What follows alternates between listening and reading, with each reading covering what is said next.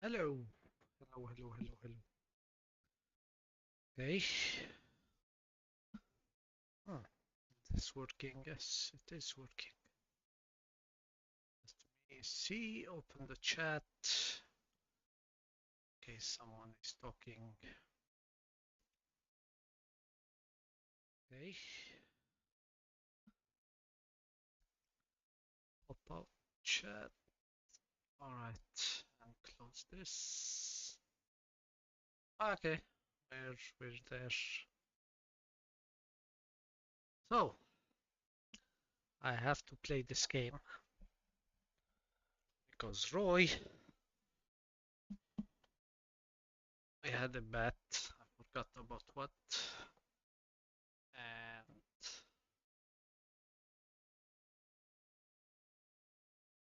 I can see in here, go, go, go. Wait, I need to explain the context for future me. When future me wakes up one day and wants to go see, okay, what was old, well, past me playing? And I see, what the fuck? Why was I playing this shit? And just to make sure I don't think of myself in a very negative light.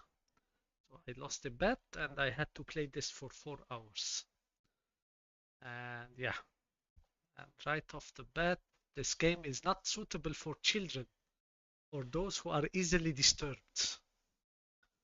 Well, I am very disturbed by children, and I see 4 children. So, see, also it's not full screen. Let me put it as full screen. Uh-huh. Where did the thing go? I put it as full screen.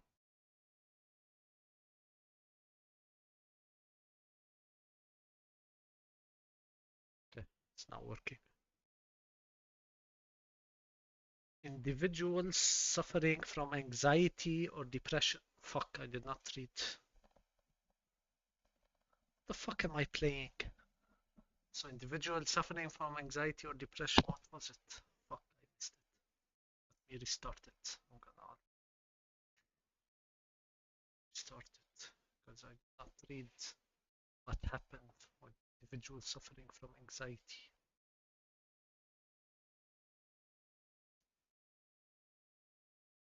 Stream your screen.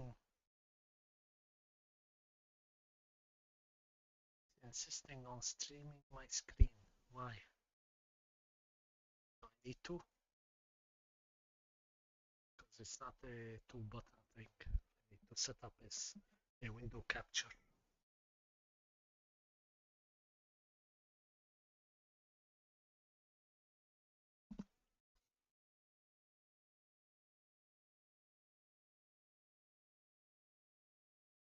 Waiting for you to confirm if I need to stream my screen or it's fine.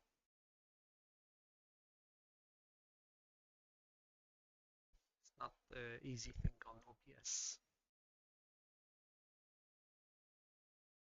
But it is an easy thing, but I'm too lazy. What kind of delay is there?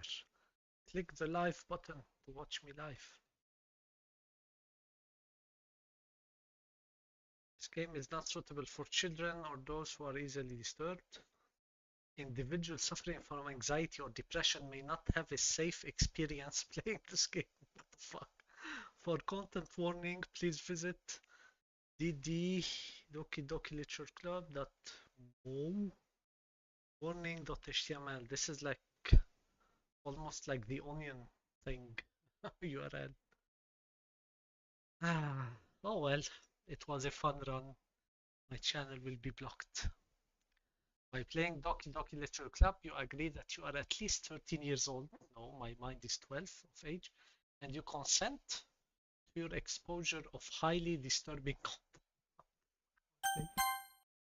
I agree. Go. This game is not suitable for children. This is the 5th time they say it.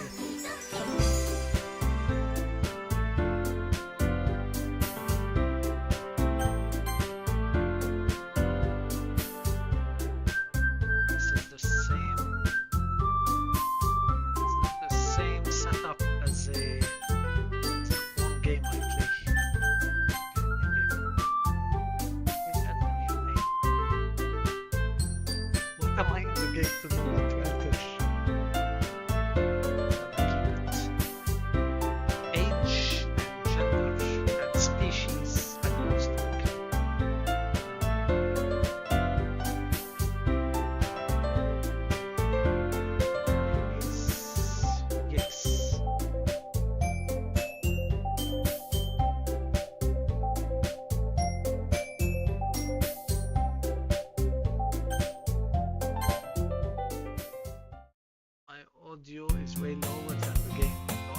signal to jam randomly.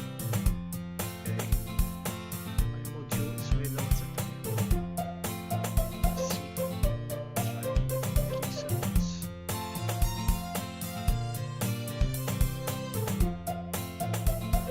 I don't think I've ever been before by now. Well, that's a sport then. You do your cardio.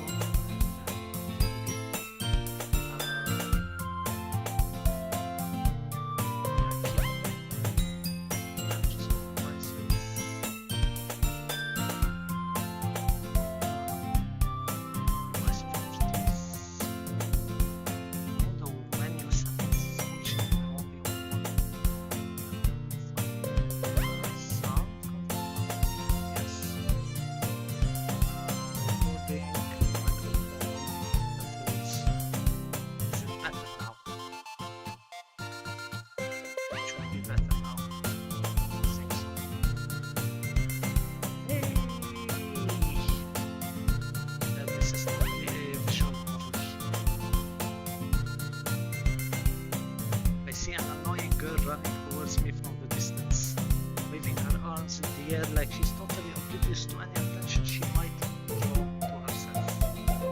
That girl is Sayori, my neighbor and good friend since we were children.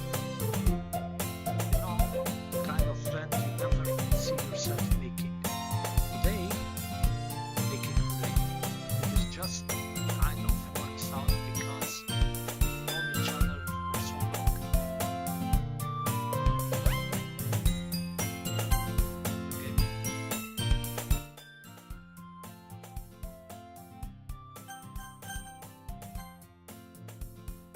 Used to walk to school together on days like this, but starting around high school she would oversleep more and more frequently and I would get tired of waking up.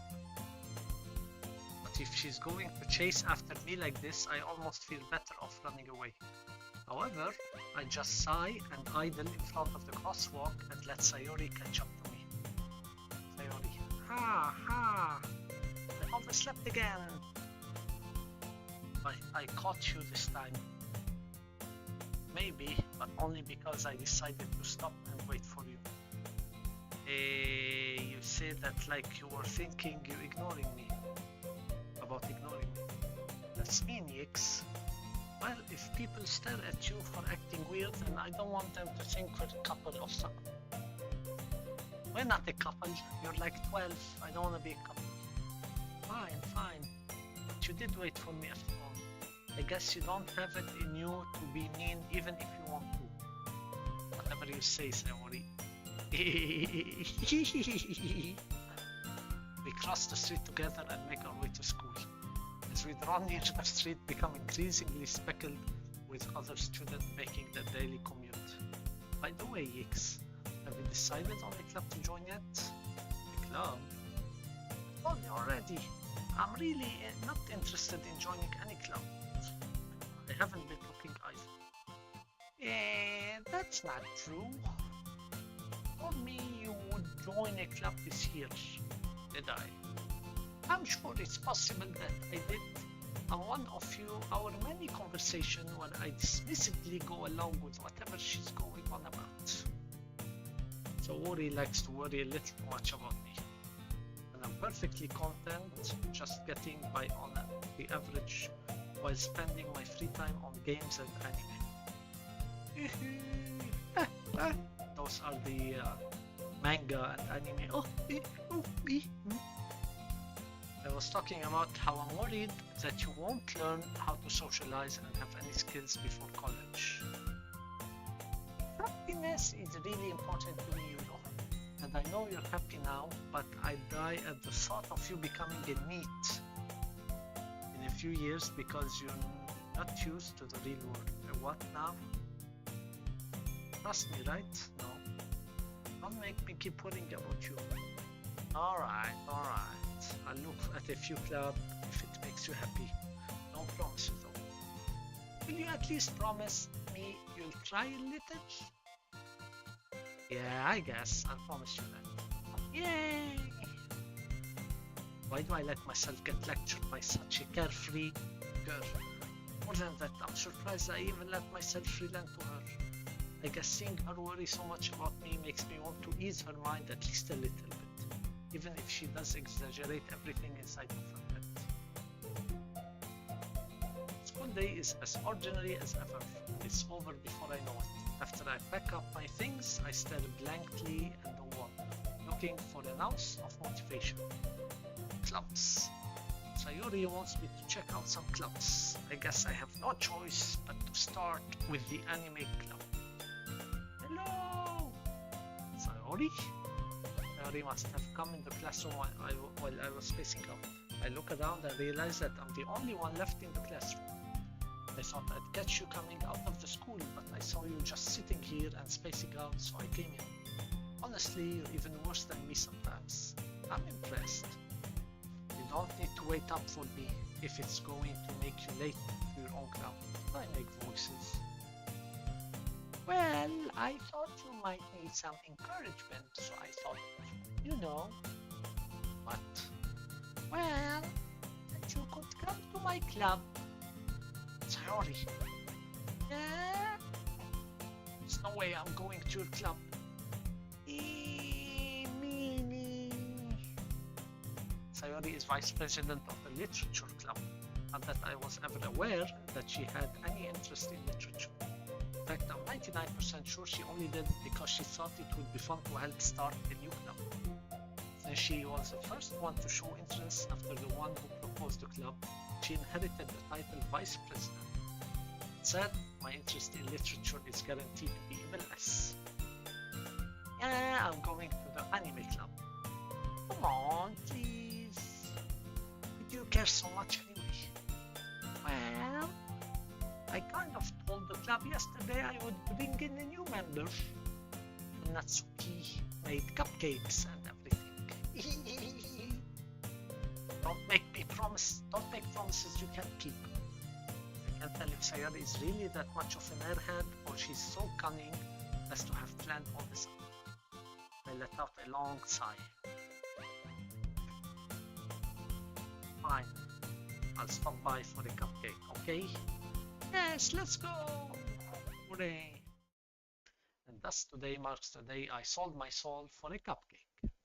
I dejectedly follow Sayori across the school and upstairs, a section of the school I rarely visit, being generally used for a third-year classes and activities.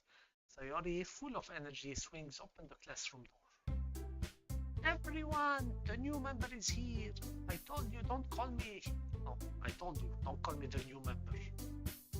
Hey, I glance around the room. Everyone, welcome to the literature club. It's a pleasure meeting you. Sayori always say nothing about you. Seriously? You brought a boy? They know I'm a boy. Way to kill the atmosphere. Ah, yikes, what a nice surprise. Welcome to the club. All words they say to me in this situation. This club is full of incredibly cute girls. No, too young. She's maybe towards the 18. But no, this is school. Nope, all too young. What are you looking at? If you want to say something, say it. Sorry. Natsuki. The girl with the sour attitude, whose name is apparently Natsuki, is one I don't recognize. Her small figure makes me think she's probably first year. She is also the one who makes cupcakes, according to Sayori. You can just ignore her when she gets moody. Sayori says that quietly into my ear, then turns back towards the other girls. Anyway, this is Natsuki, always full of energy, and this is Yuri, the smartest in the club. Don't say things like that. Yuri, who appears comparable, more mature and timid, seems to have a hard time keeping up with people like Sayori and Natsuki. Well, it's nice to meet both of you. And it sounds like you already know Monika. Is that right? That's right. It's great to see you again, Yix. Monika smiles sweetly. Boy, what the fuck are you making me play? We do know each other well. We rarely talk, but we were in the same class last year. Monika Monica was probably the most popular girl in class, smart, beautiful, athletic. Basically complete out of my league. No one is in your league. If forget getting with any of them. So having her smile at me so genuinely feels a little... You too, Monica. Come sit down, X. We made room for you at the table so you can sit next to me or Monica. I'll get the cupcakes. Hey, I made them. I'll get them. Sorry, I got a little too excited. But how about I make some tea as well? We're playing Bite a Butte. The girls have few desks arranged to form a table. As Sayori mentioned, it's been widened so that there is one space next to Monica and one space next to Sayori. So I have a question.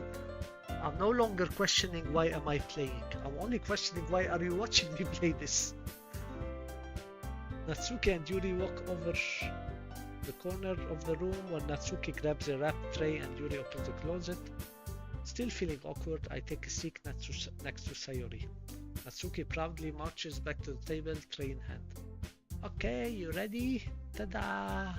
Ooh. Natsuki lifts the foil of the tray to reveal a dozen white, fluffy cupcakes decorated to look like little cats. Where are they? I wanna see them. The whiskers are drawn with, I think, and little piece of chocolate were used to make ears. Why does anyone watch other play a game? Yes, but when the game is watchable, is this watchable to you? So cute! I had no idea you were so good at baking, Natsuki. Well, you know, just hurry and take one. Sayori grab one first, then Monica, I follow. It's delicious! Sayori talks with her mouth full and was already managed to get icing on her face. I turn the cupcake around my finger looking for the best angle to take a bite. Natsuki is quiet. I can tell by notice her sneaking glance in my direction. Is she waiting me to take a bite? I finally bite down. Icing is sweet and full of flavor. I wonder if she made it herself.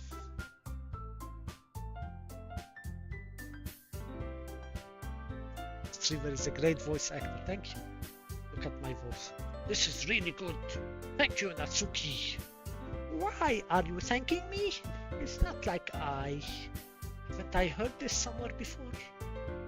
Made them for you or anything? I thought you technically did, Sayori said.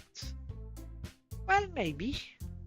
But not for you, you dummy. Alright. I give up on Natsuki's weird logic and dismiss the conversation. Yuri returned to the table carrying a tea set. He carefully places a teacup in front of each of us before setting down the teapot next to the cupcake tray. You keep a whole tea set in this classroom? Don't worry, the teacher gave us permission. After all, doesn't a hot cup of tea help you enjoy a good book? I guess. Don't let yourself get intimidating, Yuri just trying to impress you. That's not... Insulted Yuri looks away. I mean that, I believe you. Well, tea and reading might not be a pastime for me, but at least enjoy tea. I'm glad. Yuri faintly smiled to herself in relief. Monica raises an eyebrow and smiles at me. So, what made you consider the literature club? I was afraid of this question. Something tells me I shouldn't tell Monica that I was practically dragged here by Sayori. Well, I haven't joined any club yet, and Sayori seemed really happy here, so... That's okay, don't be embarrassed. We'll make sure you feel right at home, okay? As president of the literature club, it's my duty to make the club fun and exciting for everyone. Monica, I'm surprised. How come you decided to start your own club? You could probably be a board member for any of the major clubs. Weren't you a leader of the debate club last year? Well, to be honest, I can't stand all the politics around the major club. It feels like nothing but arguing about the budget and publicity and how to prepare for events. I'd much rather take something I personally enjoy and make something special out of it. And if it encourages others to get into literature, then I'm fulfilling that dream. Monica really is a great leader. Yuri also nods in agreement. Then I'm surprised there aren't more people in the club yet. It must be hard to start a new club. You could put that away. Not many people are very interested in putting out all the effort to start something brand new, especially when it's something that doesn't grab your attention like literature. You have to work hard to convince people that you're both fun and worthwhile. But it makes cool events like the festival that much more important. I'm confident that we can all really grow this club before we graduate. Right, everyone? Yeah, we'll do our best. You know it. Everyone enthusiastically agree. Such different girls are interested in the same goal. Monica must have worked really hard just to find these three. Maybe that's why they were all so delighted by the idea of a new member joining. Except... Though I still don't really know if I can keep up with their level of enthusiasm about literature. So EX, what kind of things do you like to read? Who's the five favorites so far? I don't want to think of favorite. I guess this one. Well, considering how little I've read these past few years, I don't really have a good way of answering that. Well, her name is Yuri. She's a bit the oldest. Not that I plan to do anything with her, but she looks like the oldest. And she's more very low on anime. I know it's difficult, so are so cute now. They're not. She's the least anime out of them. The others are like ee, ooh, ee. Considering how little I've read this past few years, I don't really have a good way of answering that. What the fuck? I just got a message from Llama saying in all caps, "You're playing Doki Doki Literature Club? I love that game." I was forced to play it. Lost a bet. Ha ha ha ha ha, all uppercase.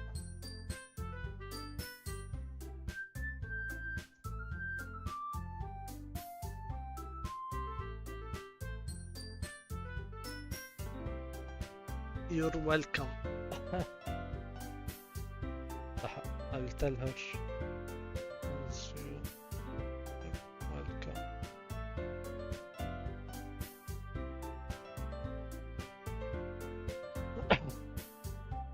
Right.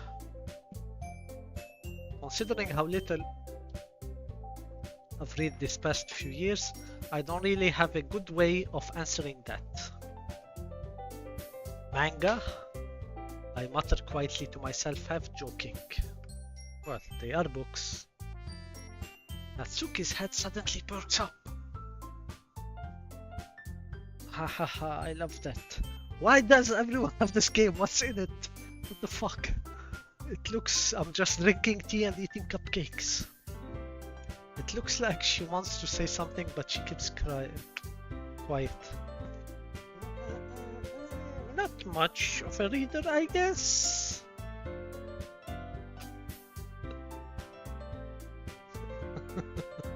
Lama just called it. They said never thought you would play a Kardashian game. A small background on that. One time I saw her, she was very young. I saw her playing a small flash game to dress up the Kardashian. It's like there's one of the Kardashians, she's dressing it up. And since then, I never let her forget it and get away from it, ever. So maybe this is her chance for a revenge and telling me, yes, I played Kardashian, but you played this. Anyway, what was I? Well, that can change. What am I saying? I spoke without thinking after seeing Yuri's sad smile. There should be options to decide what I wanna say. Anyway, about you, Yuri. Well, let's see. Yuri traces the rim of her teacup. It was all a plan with her to do this to you. I see. Yuri traces the rim of her teacup with her finger. Like, brain. Shut up, brain.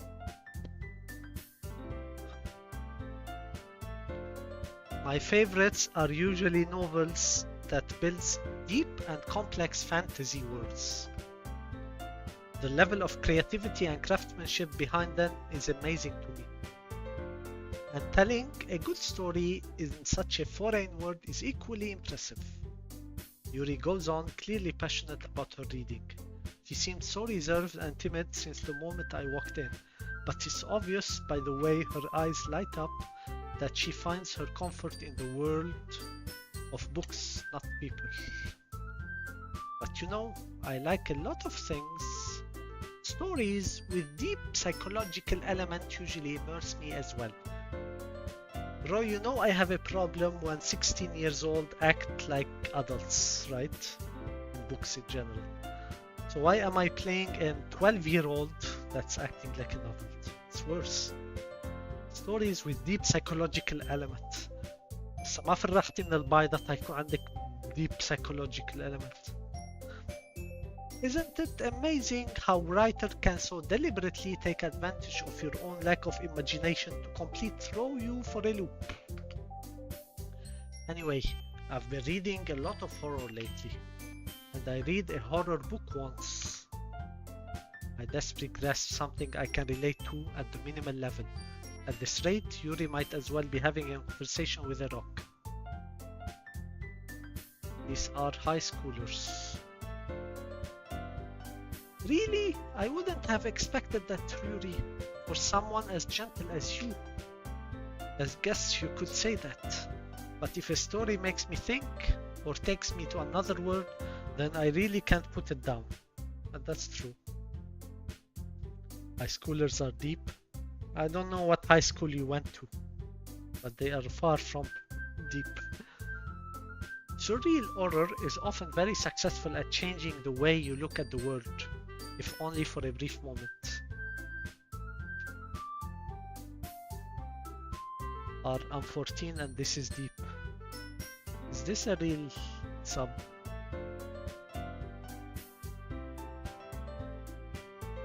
Anyway. I hate horror. Natsuki is my least favorite. Oh? Why is that? Well, Natsuki eyed dart over to me for a split second. Never mind. That's right. You usually like to write about cute things, don't you, Natsuki? Oh, what? What gives you that idea? So kawaii, yes, it's real some fuck. You left a piece of scrap paper behind that club meeting. It looked like you were working on a poem called... Don't say it out loud! And give that back. Fine. Your cupcakes, your poems, everything you do is just as cute as you are. Sawari sighed love behind Natsuki and put her hands on her shoulder. That's cute! High schooler, eh? Natsuki, you write your own poems? Well, I guess sometimes. Why do you care? I think that's impressive. Why don't you share them sometime? No. Natsuki averts her eyes. You wouldn't like them? Not a very confident writer yet. I understand how Natsuki feels. Sharing that level of writing takes more than just confidence. The truest form of writing is writing to oneself. You must be willing to open up to your readers, exposing your vulnerabilities and showing even the deepest reach of your heart. Do you have writing experience too, Yuri? Maybe if you share some of your work, You can set an example and help Natsuki feel comfortable enough to share hers.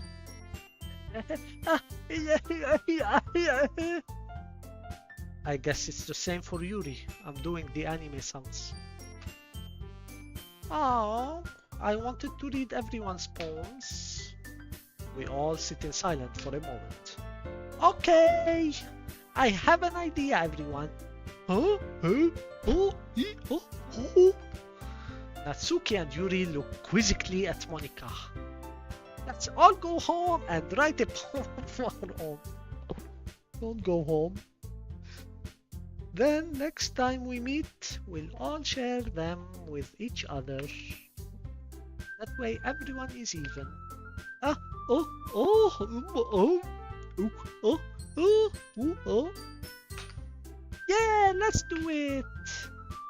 Plus, now that we have a new member, I think it will help us all get a little more comfortable with each other and strengthen the bond of the club. Roy? My sister is watching. My little sister is watching. Are you sure I should continue this game? This is as weird as it gets. They want to get comfortable with each other. They are 12 years old. It's a public stream.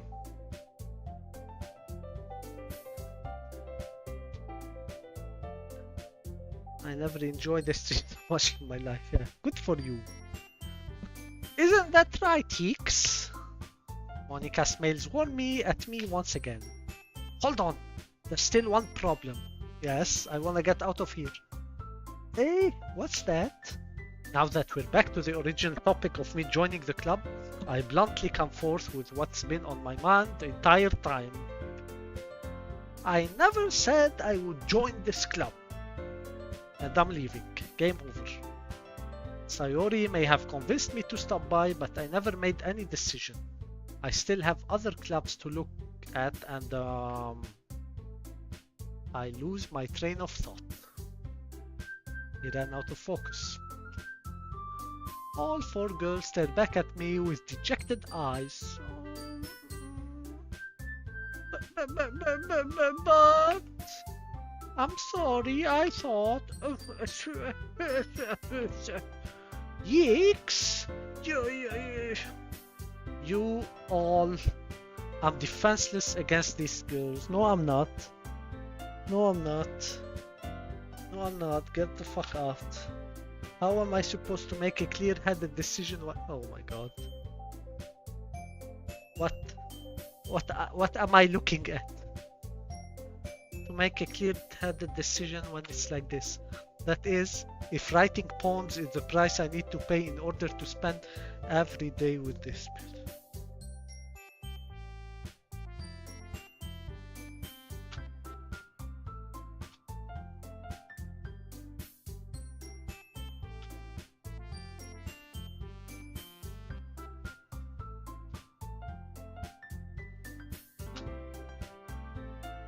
One by one, the girl's eyes light up.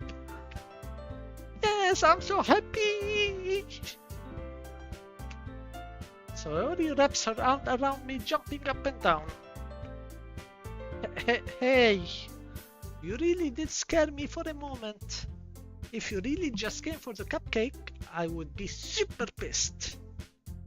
Then that makes it official.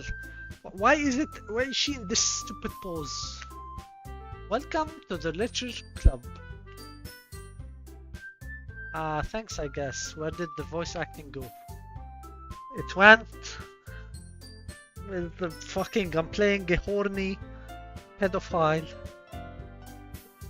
That takes your voice away. But fine. Okay, everyone. I think with that we can officially end today's meeting on a good note. Everyone remember tonight's assignment. What assignment? Write a poem to bring to the next meeting so we can all share. Monika looks at me at once more. X, I look forward to seeing how you express yourself. Yeah, about that. Can I really impress the class? Star Monica with the mediocre writing skills. I want to do the worst poem ever so they kick me out. I already feel the anxiety welling up inside me. Meanwhile, the girls continue to chit-chat as Yuri and Natsuki clean up their food. Hey, Yeeks! Since we're already here, do you want to walk home together? No, I don't. That's right, Saori and I never walk home together anymore because she always stayed after school for clubs, and keep it that way. Sure, might as well. Yay! With that, the two of us depart the club room and make our way home, and we live happily ever after. The whole way, my mind wanders back and forth between the four girls. Saori, Natsuki, Yuri, and of course, Monika. Will I really be happy spending every day after school in a literature club? No. Perhaps I'll have a chance to grow closer to one of these girls. Alright. I'll just need to make the most of my circumstances, and I'm sure good fortune will find me. And I guess let's start with writing a poem tonight. Oh my god. Okay. Finally, something to do. It's time to write a poem. Pick word you think your favorite club member will like. Something good might happen with whoever likes your poem the most. What the fuck? Question world is on dazzle, sensation, vitality, email, lollipop load. I wanna make the worst poem possible. I don't want anyone to like me at all. But I feel anything I do someone will like me. Like loud, both Natsuki and Monika are loud. Lollipop, that's Natsuki. Sensation, that's Yuri. Yeah. How can I do? Wouldn't you write a poem to get in? How do I make the worst poem possible? But I'm afraid if I pick loud, then I'll go with the other ones. So maybe Yuri is the oldest, so well, looks the oldest. That's just fucked up. I don't want to make a poem.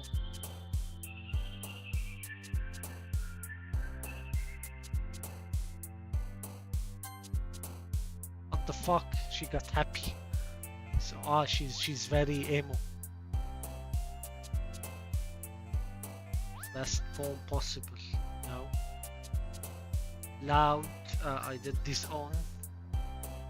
Massacre.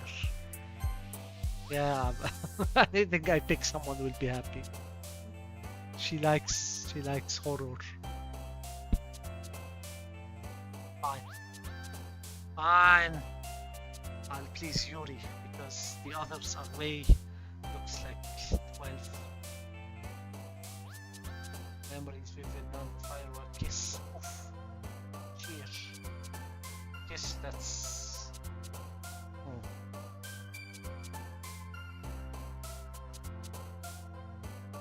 Vivid. Vivid is Yuri. No. Fireworks, cheer, kiss. Vivid because it's like abstract. It's like very abstract, right? Clumsy, extreme, destiny, excitement, parfait, pain, pure, dark, vicious. Okay, dark is Yuri. What? Why is dark that chick?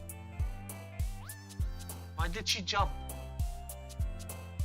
She has dark secrets? What the fuck? Vacation blanket and the dream milk starter is a ray. Captive. Captive is horror. So this should be Yuri. Yeah.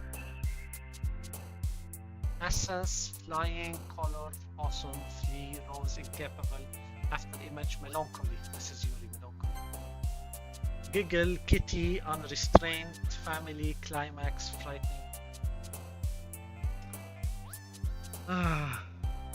Frightening is Yuri. only reason I'm going there because I don't know if the others, if there are words that don't please anyone, I would have picked it. But I don't want to risk going with one of the other ones.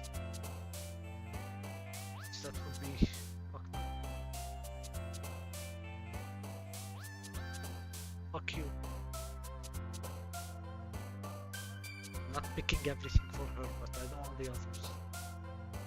Let me try one that I think no one will like.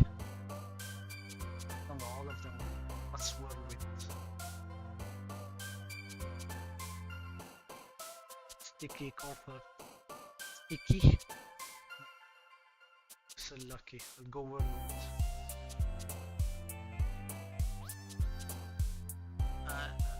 We know you like curry. I'll go whirlwind. That's okay, fine. Let's go. Disaster. Lust driven spinning whisper. Prayer inside ocean. Adventure pure contamination. Art intellectual honor. Jumpy misfortune analysis shame. Philosophy pleasure. Promise beauty. Doki Doki purple. Analysis.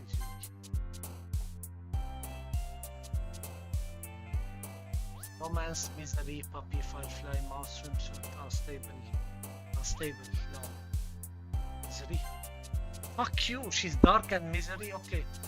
She has secrets beyond what she's showing. She's gonna kill herself. Grass. Marriage, vertigo, rainbow. Heaven sent, cry. Universe. Vibrant, color, strawberry, infinite zoo. The abstract. Unending, anger. Anger will be this one. Oh wait, daydream. Effulgent, what the fuck is effulgent? Suicide. I feel if I pick suicide, the red ribbon chick will jump.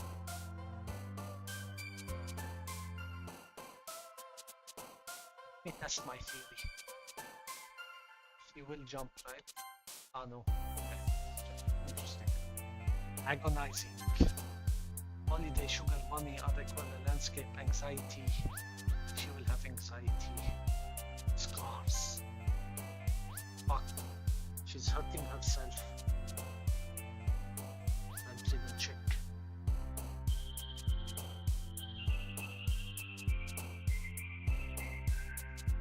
Headphone, raindrops, waterfall, friends, sparkle, laugh, lazy, heartbeat, meager. Clouds, party, feather, candy, summer, forgive, graveyard.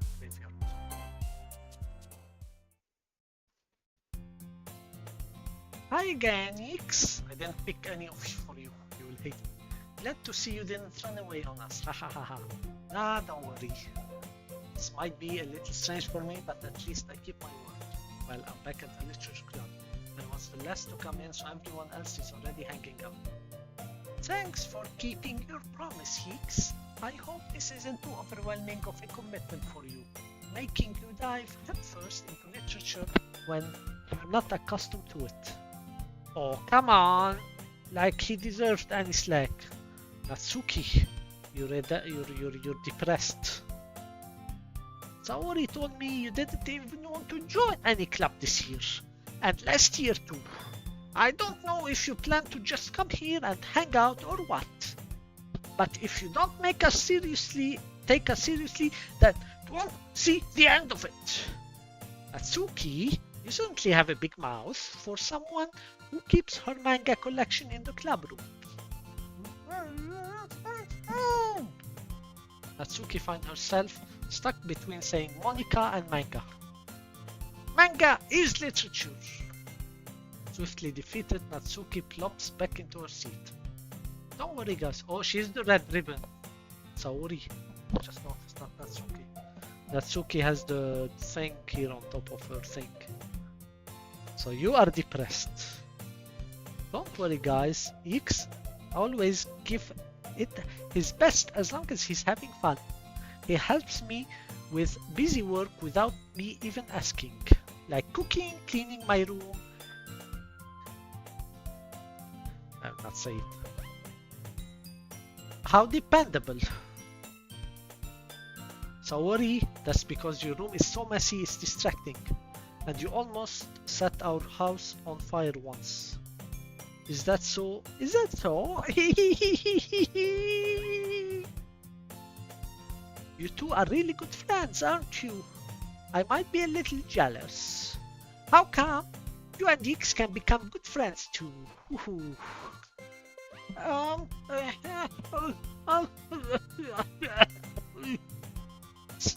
Saori? As usual, Saori seemed oblivious to the weird situation she just put me into. Don't skip dialogue. I didn't skip dialogue. Or did I skip dialogue? Oh, Yuri even bought you something today, you know. Wait, Sayori? Me? Not really. Don't be shy. It's really nothing. What is it? What is it? Never mind. Sayori made it sound like a big deal when it's really not. What do I do? I'm sorry, Yuri. I wasn't thinking. I guess that's mean it's up to me to rescue this situation. Hey, don't worry about it. First of all, I wasn't expecting anything in the first place. So any nice gesture from you is a pleasant surprise. It'll make me happy no matter what. Is that so? Yeah, I won't make it a big deal if you don't want it to be. No, I wasn't skipping dialogue. I was. So if you're familiar with Jean Lajoie, and he has a song where he says, women are good for 3 things: cleaning, cooking, and vagina. Show me your genitals. Oh, your genitalia. So she was saying, I cook, I clean, and then she didn't continue. So that was the reference, and you made me say it. Yeah, I won't make it a big deal if you don't want it to be. Alright. Well, here. By the way, Lama, I don't know if you know Jean Lajoie or not. If you don't know Jean Lajoie, go listen right now on YouTube to Show Me Your Genitals and I Kill People. Those are 2 songs. Those are legends on the internet. So go listen to them. Yuri reaches into her bag and pulls out a book. I didn't want you to feel left out, so I picked out a book that I thought you might enjoy. It's a short read, so it should keep your attention, even if you don't usually read. And we could, you know, discuss it if you wanted. This is... How is this girl accidentally being so cute?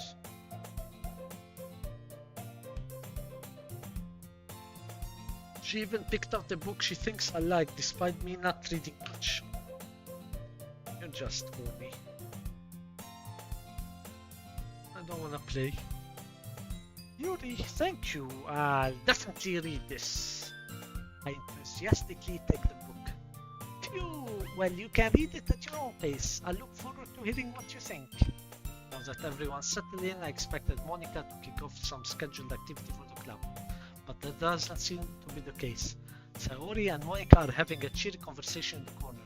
Yuri's face is already buried in the book. I can't help but notice her intense expression, like she was waiting for this chance. Meanwhile, Natsuki is rummaging around the closet. I'm really curious to talk to Yuri a little bit more. At the same time, I would feel bad for distracting her from reading. I catch a glimpse of her cover of the book. It looks like the same book that she lent to me.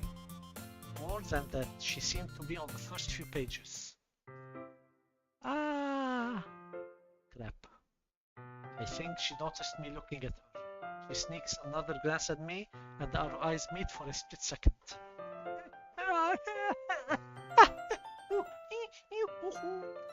But that only makes her hide her face deeper in her book. Sorry, I was just spacing out. I muttered this, sensing I made her uncomfortable. My God. Kleenex.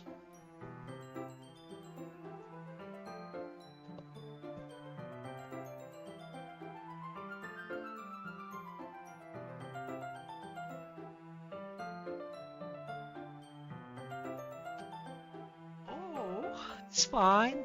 If I was focused, then I probably wouldn't have noticed in the first place.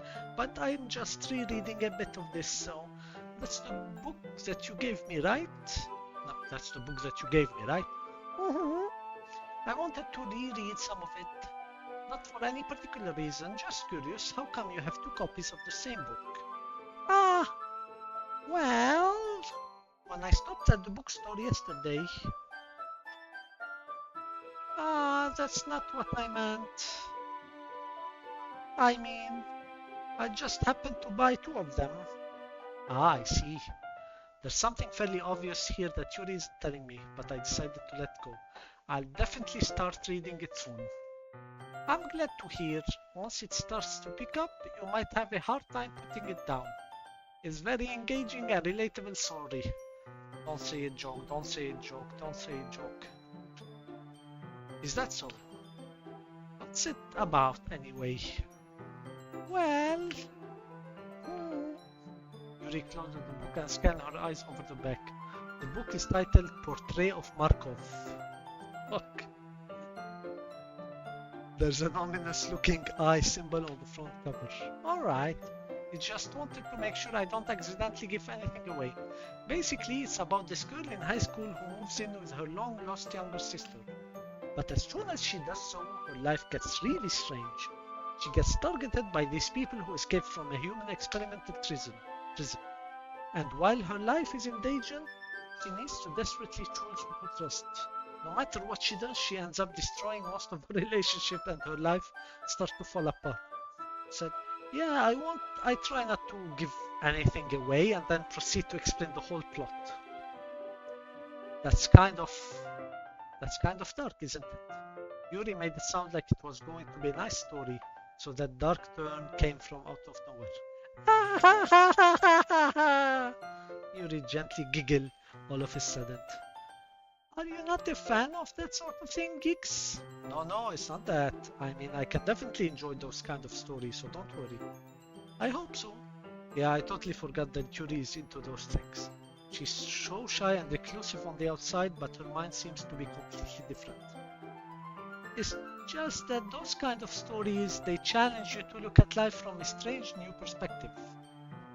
When horrible things happen, not just because someone wants to be evil, but because they have their own goal or their own philosophy that they believe in. Then suddenly, when you thought you relate to the protagonist, they're made out to be the naive one for letting their one-sided morale interfere with the villain plans. I'm rambling, aren't I? Not again. I'm sorry. Hey, don't apologize. I haven't lost interest in anything. Well, I guess it's alright then. But I feel like I should let you know that I have this problem. When I let things like books and writing fill my thoughts, I kind of forget to pay attention to other people. So I'm sorry if I end up saying something strange. And please stop me if I start talking too much. Stop. I'm stopping you. I really don't think you need to worry. That just means you're passionate about reading. At least I can do is listen. It's literature club after all. That's true. In fact, I might as well get started reading it, right? You don't have to. This is me. What are you saying? Just a moment ago you said you were looking forward to it. Let me just get the book. I quickly retrieve the book that I have put in my bag. Alright, it's fine. If I sit here, right? I slip into the seat next to Yuri. Yeah. Are you sure? You seem a little apprehensive. I'm sorry. It's not that I don't want you to. Just that sometimes I'm not very used to. That is, reading in company with someone. I see. Well, just tell me if I end up distracting you or anything. Alright. I open the book and start the prologue. I so understand what Yuri means about reading in company. It's as if I can feel her presence over my shoulder as I read. It's not a particularly bad thing, maybe a little distracting, but the feeling is somewhat comforting. Yuri is in the corner of my eye. I realize that she's not actually looking at her own book. I glance over her. It looks like she's reading from my book instead. So sorry. I was just... Yuri, you really apologize a lot, don't you? She's Canadian. I do. I don't really mean to. I'm sorry, I apologize a lot. You're the sorry cop. And fuck you, Roy, and fuck you, Lama. I mean... Ah, here, this should work, right? I slide my desk until it's up against Yuri, then hold my book more between the two of them. Why? Ah, I suppose so. Yuri timidly closes her own copy. Once we each lean in a little bit, our shoulders are almost touching. It feels like my left arm is in the way, so instead I use my right hand to hold the book open. I guess that makes it kind of difficult to turn the pages. Here. Yuri takes her left arm and holds the left side of the book between her thumb and forefinger. I do the same with my right arm on the right side of the book. That way I turn a page and Yuri slides it under her thumb after it flips to her side. But in holding it like this, we're huddled even closer together than before. It's actually kind of distracting me. It's as if I can feel the warmth of Yuri's face and she's in the corner of my vision. Are you ready? Eh? To turn the page. Sorry. I think I got a bit distracted for a second. I glance over at Yuri's face again and our eyes meet. I don't know how I'll be able to keep up with her. That's okay. You're not as used to reading, right? I don't mind being patient if it takes you a bit longer. It's probably the least I can do, since you've been so patient with me. I've seen less porny plot in a porn game. Yeah, thanks. He continues reading. Yuri no longer asks me if I'm ready to turn the page. Instead, I just assume that she finishes the page before me, so I turn it by my own volition. We continue the first chapter in silence, even so turning each page almost feel like an intimate exchange. My thumb gently letting go of the page, letting it flutter over to her side as she catches it under her own thumb. Roy, you are forbidden from writing such a story for Nexus. Hey Yuri, this might be a silly thought, but wanna be my girlfriend? The main character kind of reminds me of you a little bit. You think so? How does she?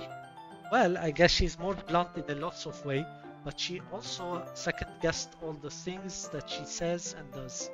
Like she's afraid she'll do something wrong. So, here's a tip. If you wanna seduce her, that's the wrong thing to say. You always focus on the positive when comparing her to someone, never on the negative. Always go for the positives. It's not like I can see into your head or anything, but they're kind of reminiscent of some of your mannerism. I see. Yuri remained silent for a moment. But Yeeks, that's probably a terrible thing to have a common in her, yes, indeed.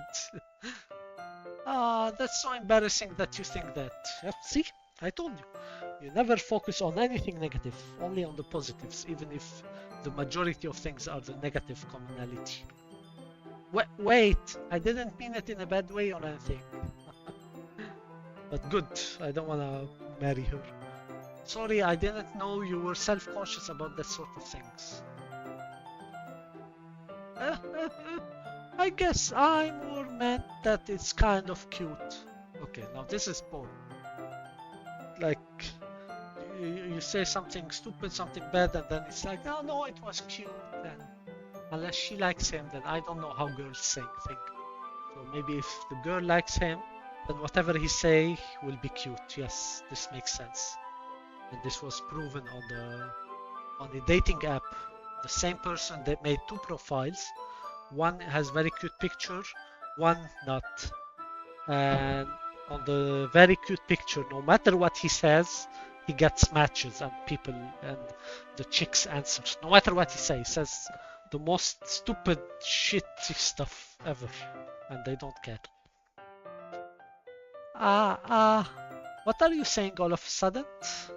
Uh, okay, everyone. She blocked him.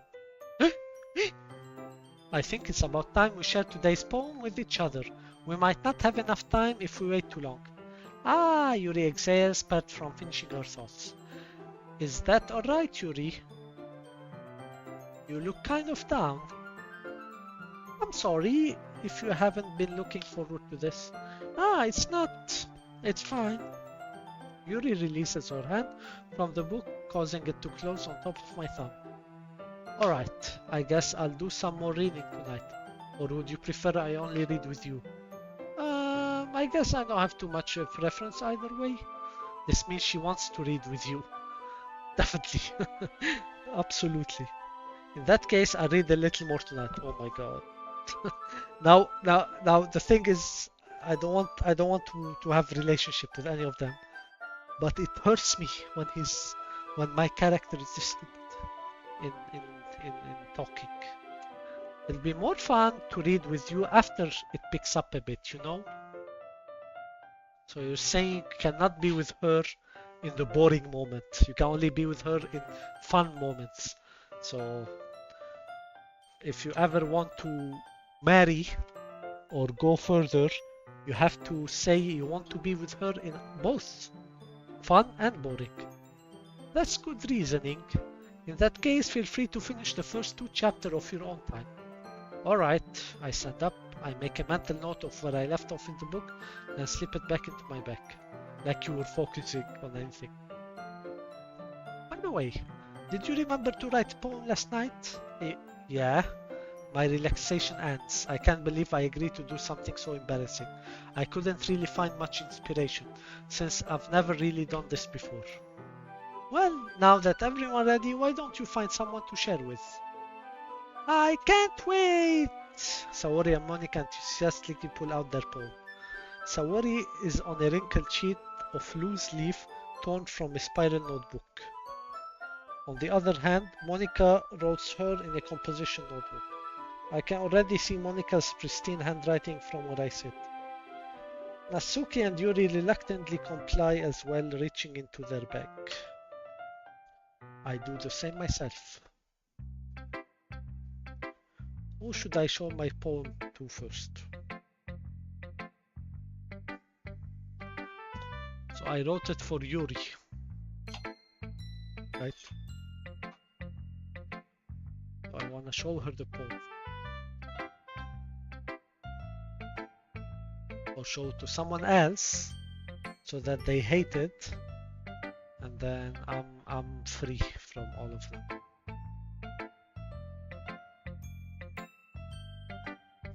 Right?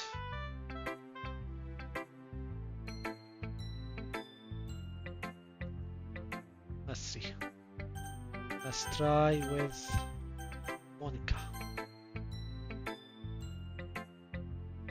I should start with Monica. Yesterday she seemed eager to read my poem, and I want her to know I'm putting the effort. Hi X! Having a good time so far? Yeah. Good. Glad to hear it. By the way, since you're new and everything, if you ever have any suggestion for the club, like new activities or things you can do better, I'm always listening. Don't be afraid to bring things up, okay? Alright, I'll keep that in mind. Of course, I'll be afraid to bring things up. Much better off just going with the flow until I'm more settled in. This is actually, it's like those are when you join a new company, which I did. Everyone asks you, hey, give us feedback on the onboarding process. Like, I don't have a fucking feedback. I'm just doing whatever you told me. The feedback is this, just pay me money. Like, no one has feedback. And then there's two people. The shy people that don't want to give feedback will start making up random things, and whatever, and then they spend the whole day planning, and then the direct people will try to find like the smallest nitpicking and show that, oh, I am giving feedback and I am firm about it. I'm like I have a word here and I'm upfront and I'm good. So both sucks. So. Anyway, want to share the poem with me? It's kind of embarrassing, but I guess I have. The stupid pause again. Don't worry, X. We're all a little embarrassed today, you know? But it's that sort of barrier that we'll all learn to get past soon. Yeah, that's true. I hand Monica my poem. Great job, Yix. I was going, oh, in my head while reading it. It's really metaphorical. I'm not sure why, but I didn't expect you to go for something so deep.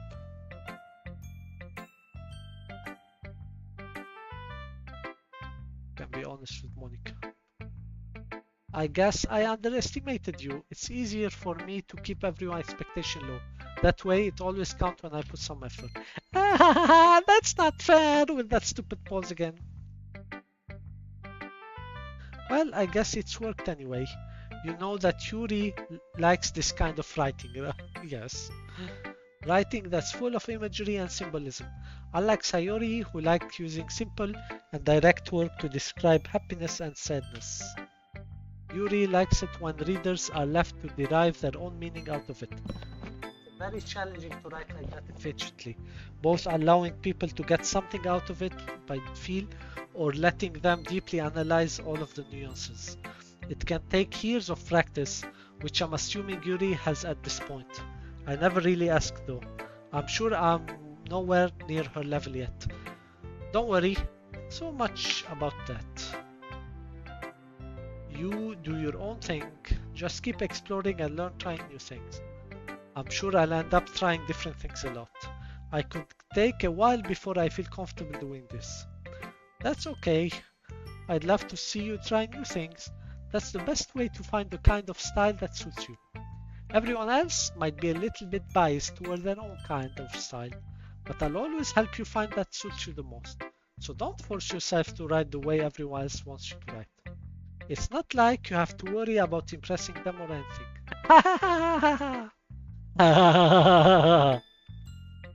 Anyway, do you want to read my poem now? Don't worry, it's not very good. You sound pretty confident for someone who claims to not be very good. Well, that's cause I have to sound confident. That doesn't mean I always feel that way, you know. I see. Well, then read it then. Hole in wall. It couldn't have been me. See the direction the sparkle protrudes. A noisy neighbor? An angry boyfriend? I never know. It wasn't home. I peer inside for a clue. No, I can't see. I reel, blind, like a film left out in the sun. But it's too late. My retinas, already scorched with a permanent copy of the meaningless image.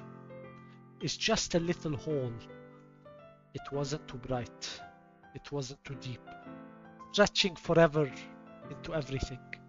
A hole of infinite choices. I realize now that I wasn't looking in, I was looking out. And he, on the other side, was looking in.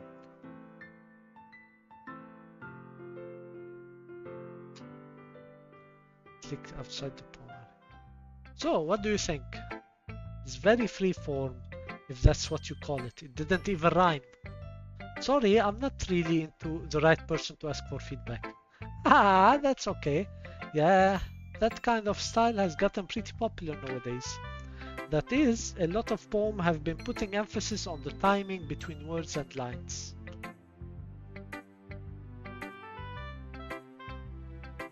When performed out loud, it can be really powerful.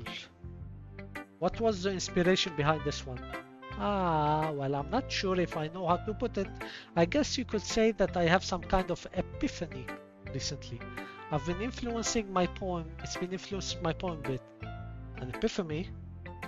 Yeah, something like that. I'm kind of nervous to talk about deep stuff like that because it's kind of coming on strongly. Maybe after everyone is better friends with each other. Anyway, here's Monica's writing tip of the day. Sometimes when you're writing a poem or a story, your brain gets too fixated on a specific point. If you try so hard to make it perfect, then you'll never make any progress. Just force yourself to get something down on paper and tidy up later. This is an advice for my book. Another way to think about it is this. If you keep your pen on the same spot for too long, you'll just get a big dark puddle of ink. So just move your hand and go with the flow. That's my advice for today. Thanks for listening. Who should I show my poem to next? Fine, let's do Yuri. As Yuri read the poem, I noticed her eye lighten. Exceptional! Eh? What was that? Huh? Oh, oh! Oops! Did I say it out loud? Yuri first covered her mouth. See, I did it before she did this. But then ends up covering her whole face.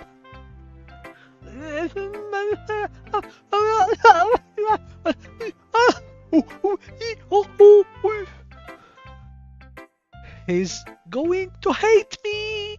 Oh, panic! You really didn't do anything wrong, Yuri. Eh? This is stupid as fuck. Why am I playing this? I guess you're right. What am I getting so nervous for? Ha ha ha ha ha! Yuri takes a deep breath. So, what kind of writing experience do you have? Your use of imagery and metaphors indicate you've written a lot of poetry before. Really? Wow, that's a huge compliment coming from you. This is actually my first time, really. Oh! Yuri stares at me blankly, then looks at my poem again. Oh. Well, I know that. It's just meant... Yuri trails off, unable to finish the next rule. She traces her finger along the word in the poem, as if breaking it down more thoroughly. Yeah, okay. This is the reason I was able to tell. It's just that there are specific writing habits that are usually typical of new writers. And having been through that myself, I kind of learned to pick up on them. Sure, you picked it up, not after I told you. I think the most notable one I recognize in new writers is that they try to make their style very deliberate. In other words, they tend to pick a writing style separate from the topic matter, and they form fit the two together.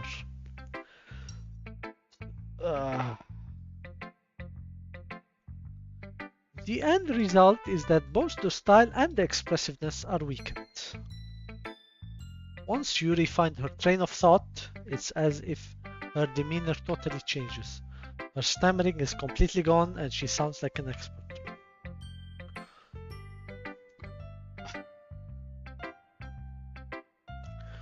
Of course, that's not something you can be blamed for. There are so many different skills and techniques that go into writing even simple poems. Not just finding them and building them, but getting them to work together is probably the most challenging part. It might take you some time, but it all comes with practice and learning by example and trying new things. I also hope that everyone else in the club gives you valuable feedback. Natsuki can be a little bit biased though. Biased? How? Well, never mind. I shouldn't be talking about people like that. Sorry. It's fine. It's fine. I'm not sure if Yuri is apologizing to herself, to me, or Natsuki. Do you mind if I read your poem now? Please do. I'd love to share my thoughts behind it. Yuri smiles dreamingly as if that's a rare opportunity for her, which itself is kind of funny. After all, isn't this supposed to be a literature club? Ghost under the light. The tendrils of my hair illuminate beneath the amber glow, bathing It must be this one. The last remaining streetlight to have withstood the test of time. The last yet to be replaced by the sickening blue-green hue of the future. I bathe, calm, breathing air of the present, but living in the past. The light flickers. I flicker back. Oh, I'm sorry. I have such terrible handwriting. Oh, what? I wasn't thinking that at all. But it looks you a long time to read. Ah, well, I just don't read script very often. I actually think your handwriting is pretty. Eh, that's a relief. Okay, so I'm sorry. I usually complain when 16 years old or 15 years old girls act like adults. Apparently when 15 years old act like 15 years old, it's worse. In school. As main characters. Also, I like the poem. Even though it's short, I was really descriptive. It wasn't too short. I usually write longer poems. Not at all. I'm really glad you liked it. I'll be honest, since it's our first time sharing, I wanted to write something a little more mild. Something easy to digest, I suppose. Are you into ghosts, Yuri? Actually, the story isn't about ghosts at all, Yix. Really? You completely missed the point. I must have totally missed the point, yes. Well, I suppose you did only glance over it after all, but remember that poets often express their own thoughts, feeling, and experience in their work.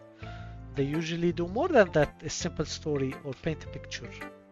In this case, perhaps the subject of the poem is only being symbolically compared to a ghost, lingering in her last remaining place of comfort, unable to let go of the past, and soon to be left with nothing. That's a lot more solemn putting it that way. I haven't even thought of that. That's impressive. Eh? It's nothing really. Yours were impressive too, so... Nah, if anything I could probably learn a thing or two from you. You think so? Yeah, of course. Ah! In her head. You know, I was really nervous about doing all of this, but in the end I enjoyed it. I'm going to keep doing my best for you, X. Ah, me too.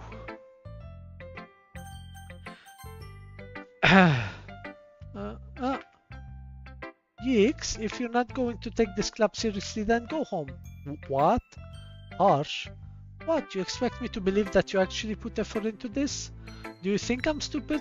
I'm not a writer. Maybe it's not very good, but yeah, I did put an effort. We all start somewhere, right?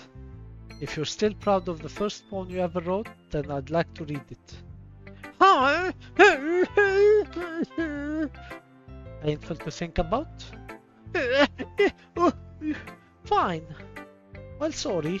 You'll get better anyway. I'd tell you what to improve, but you'd better just trying again. Well, just pick the things you like instead of fury. Fair enough. Well, to each their own again. Anyway, I guess I gotta share mine now. Knowing you'll probably think it's stupid. Eagles can fly. Monkeys can climb. Crickets can leap. Horses can race. Owls can seek. Cheetah can run. Eagle can fly. People can try. But that's about it.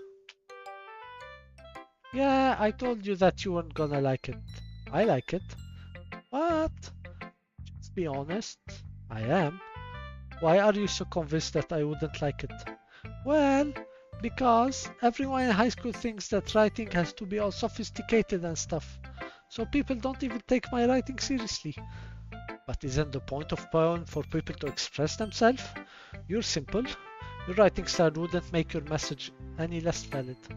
Yes, exactly. He just called you a simpleton and you didn't see it, so you are a simpleton. I like when it's easy to read but it hits you hard. Like in this poem. Seeing everyone around you do great things can be really disheartening. so I decided to write about it. Yeah, I understand. But the other nice thing about simple writing is that it puts more weight on the wordplay. Like I set up for a rhyme at the end but then made it fall flat on purpose.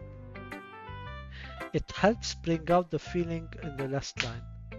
So you did. I guess more went into that than I realized. That's what it means to be a pro. I'm glad you learned something. Didn't expect them from the youngest one here, did you? Yeah, I guess not. I decide to humor her with my last comment. I don't really care about how old everyone is.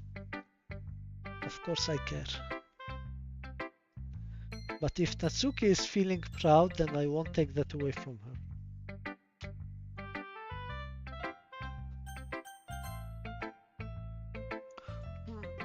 This is a really good poem, X. I picked 2 things for you. Are you sure it's your first time? Of course. It's not that good. Am I the kind of guy who would be writing porn in his spare time? I guess you're right. But that's why it impressed me. Well, to be honest, I was afraid that you wouldn't do it seriously, or that you wouldn't write one at all. I'm really happy just that you wrote one. It just reminds me of how you're really a part of the club now. Not to mention the fact that I'm standing in front of you in the club room. Well, of course. I'm not really into it yet, but that doesn't mean I'll break my promise. See? It's like you said before, Yix. Deep down, you're not selfish at all, you know? Trying new things like this for other people, that's something that only really good people do. If only she understands his motives and why he stayed in the club.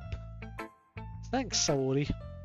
I'm not sure if Saori sees the full picture of my motive here. I just said it. Then again, I can't deny that she's part of the reason I joined, knowing how much this means to her and all. Yeah, I'm going to make sure you have lots of fun here, okay? That will be my way of thanking you. Alright, I'm going to hold you to that then. Yay! Now you read my poem too, right? Don't worry, it's really bad at this. We'll see about that. Dear sunshine, the way you glow through my blinds in the morning, it makes me feel like you missed me. Kissing my forehead to help me out of bed, making me rub the sleepy from my eyes. Are you asking me to come out and play? Are you trusting me to wish away the rainy day? It look above, the sky is blue. It's secret, but I trust you too. If it wasn't for you, I could sleep forever. But I'm not mad. I want breakfast. Not the best one, but better than not the worst one. Sorry, this is just a guess, but did you wait until this morning to write this? No, just a little bit. You can't answer just a little bit to a yes or no question. I forgot to do it last night. Well, at least that makes me feel a little bit better about myself. Don't be mean. I still tried my best. Yeah. I didn't mean to say that it was a bad poem.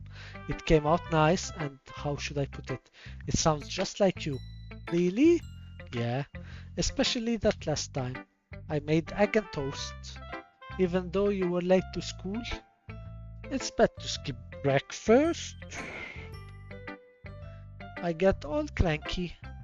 Well, I guess there's no point in arguing. Anyway, thanks for showing me. That was so much fun. Monica's the best. Yeah. But next time I won't forget, and I'm gonna write the best poem ever. Well, I guess I look forward to it. Phew, I guess that's everyone. I glanced around the room that was a little more stressful than I anticipated. It's as if everyone is judging me for my mediocre writing ability. Even if they're just being nice, there's no way my poem can stand up to them. This is a little club after all. I sigh.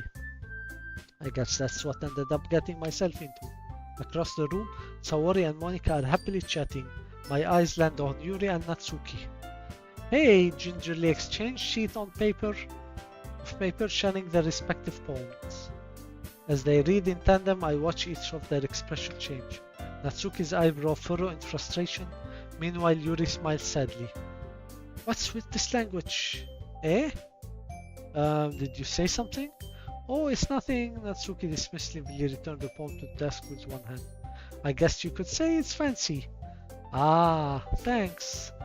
Yours is cute. Cute? Did you completely miss the symbolism or something? It's clearly about the feeling of giving up. How can that be cute? I know that. I just meant the language, I guess. I was trying to say something nice. Eh, you mean you have to try that hard to come up with something nice to say? Thanks, but it really didn't come out nice at all. Well, I do have a couple suggestions. If I was looking for a suggestion, I would have asked someone who actually liked it. Which people did, by the way. Saori liked it, and Yix too. So based on that, I'm gladly give you some suggestions of my own.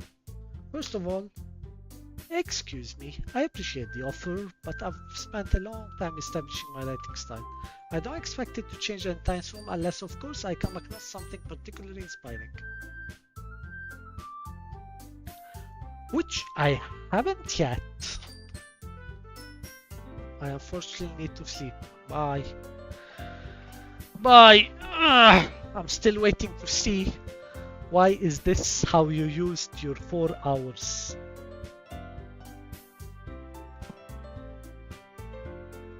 I'm judging you very, very strongly.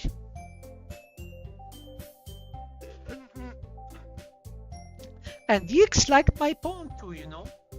He even told me he was impressed by it. Natsuki suddenly stand up. Oh, I didn't realize you were so invested in trying to impress our new member, Yuri. Eh, eh, eh, eh. That's not what I... just being... Yuri stands up as well. Maybe you're just jealous that chicks appreciate my advice more than they appreciate yours. Huh? And how do you know he didn't appreciate my advice more? Are you that full of yourself? No. If I was full of myself, I would deliberately go out of my way to make everything I do overly cutesy.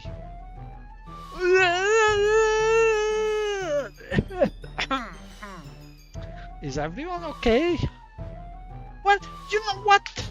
I wasn't the one whose boobs magically grew in size bigger as soon as he started showing up.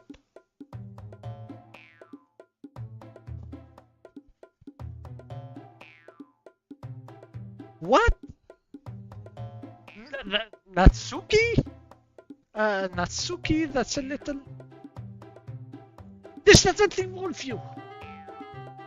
I don't like fighting guys. The comma here is important. It's I don't like fighting guys. I don't like fighting guys. Suddenly, Bush girls turned towards me as if they just noticed I was standing there. Hicks? She's just trying to make me look bad. That's not true. She started it. If she could get over herself and learn to appreciate that simple writing is more effective, then this wouldn't have happened in the first place. What's the point in making your poem all convoluted for no reason? The meaning should jump out at the reader, not force them to have it to figure it out. Help me explain that to her, Yix. Wait, there's a reason we have so many deep and expressive words in our language. It's the one way to convey complex feeling and meanings the most effectively. Avoiding them is not only unnecessary limiting yourself, it's also a waste. You understand that, right, Yix? Well, how did I get dragged into this in the first place? It's not like I know anything about writing, but whoever I agree with, they probably think more highly of me. So, since I'm going with Yuri, I can agree with Yuri. But I'm gonna ask Saori. Help me, Saori! Natsuki! Natsuki glared at me, drying up any word I had in my mouth. So instead I turned to Yuri. Yuri? But Yuri's expression is so defenseless that I can't bring myself to say anything to her. Saori? Eh? Yeah. Everyone's fighting is making Saori uncomfortable. How can the two of you keep fighting when you know you're making your friend feel like this? Yeeks. Well, that's her problem. This isn't about her. I agree. It's unfair for others to interject their own feeling into our conflict. Yeah, unless somebody wants to tell Yuri that a stuck-up dirty being. She would never. It's our immaturity that made her upset in the first place. Excuse me?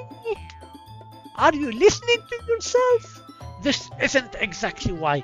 Exactly why nobody likes. Stop!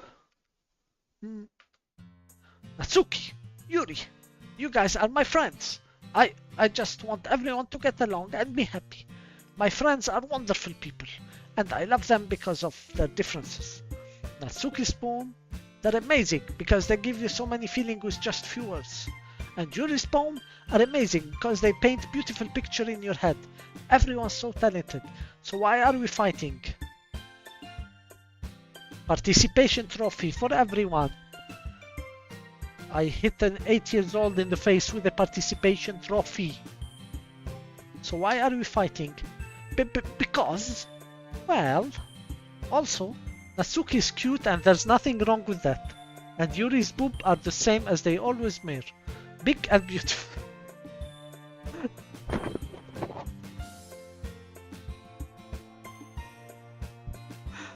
Why am I... I don't wanna describe a 14 years old boobs.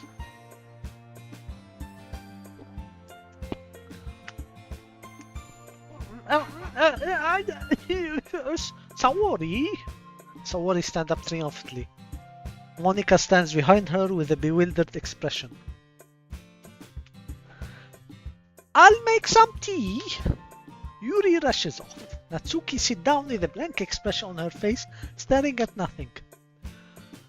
So, this is why Sayori is vice president. I whisper to Monika. She nods in return. To be honest, I might come off as a good leader and I can organize things, but I'm not very good with people. I couldn't even bring myself to interject. As president, that's kind of embarrassing of me.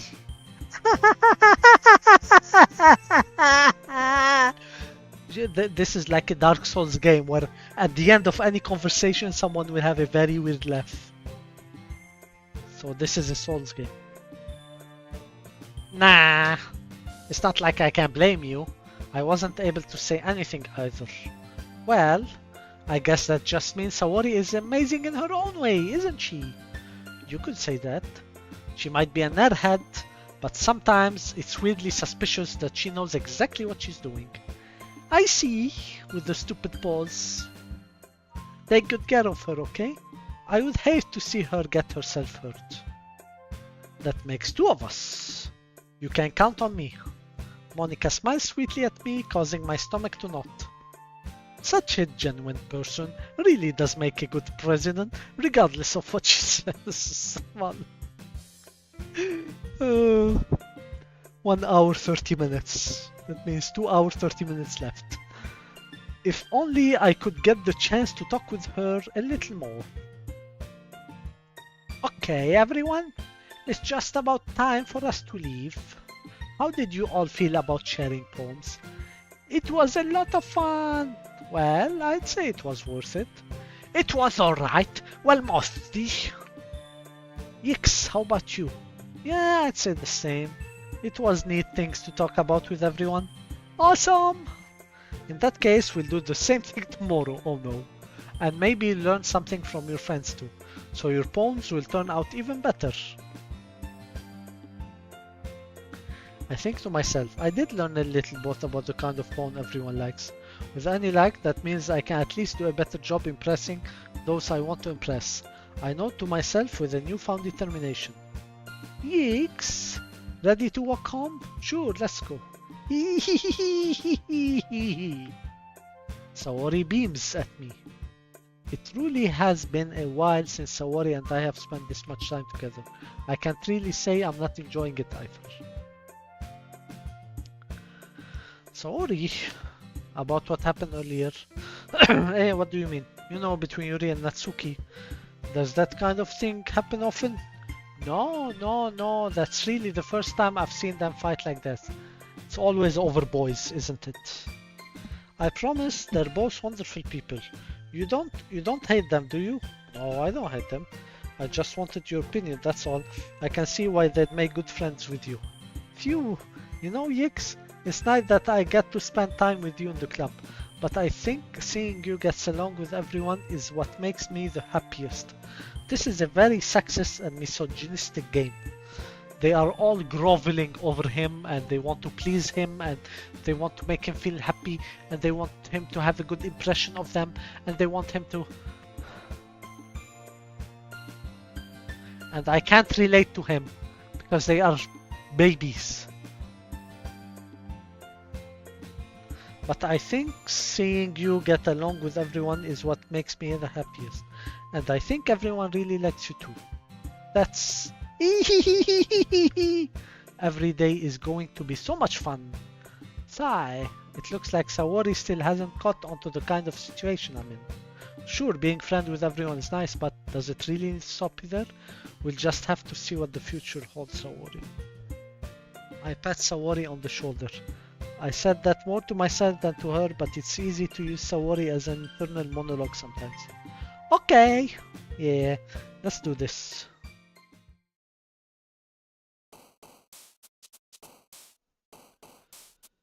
Ah.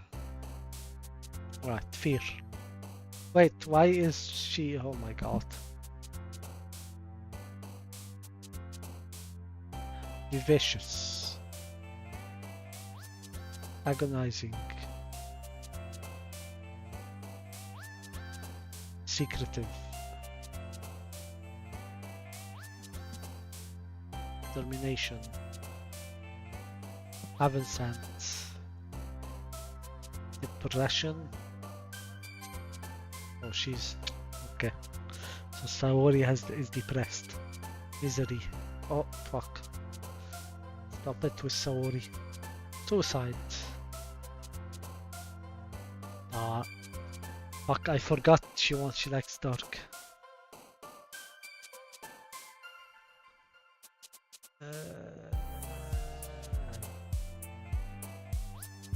Imagination. Incongruent.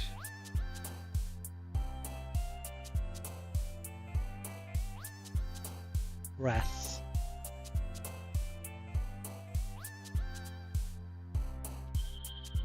Are you going holo? Yes, I'm going holo. Zone.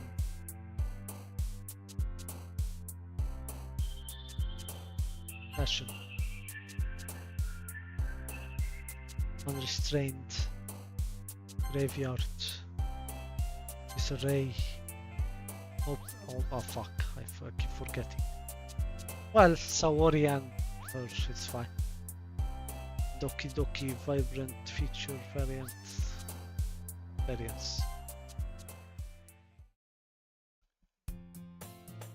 It's time for the club meeting already. I've gotten a little more comfortable here over the past couple of days. Entering the club room, the usual scene greets me. Hi, Yix. Yo, Saori, looks like you're in a good mood today. I'm just still not used to being in the club, that's all. I see. That's a pretty simple thing to get you in a good mood. But I guess it's always the simple things with you anyway. Speaking of which... I'm kind of hungry. Will you come with me to buy snacks? No thanks. That's why? That's not like you at all. I have my reasons. He wants the boobs. Why don't we take a look? Why am I thinking about the boobs? I don't want to think about boobs. Stop it. Why don't we take a look at your purse, Saori? Why that all of a sudden? No reason really. I just want to look at it. What the fuck? Why? What the fuck? Ah, Sawari nervously retrieves her coin purse. She fumbles with the latch and gets it open. What the fuck? And isn't she questioning what the fuck is it? Then she turns up upside down and lets his contents spill out on the desk. Only 2 small coins falls out.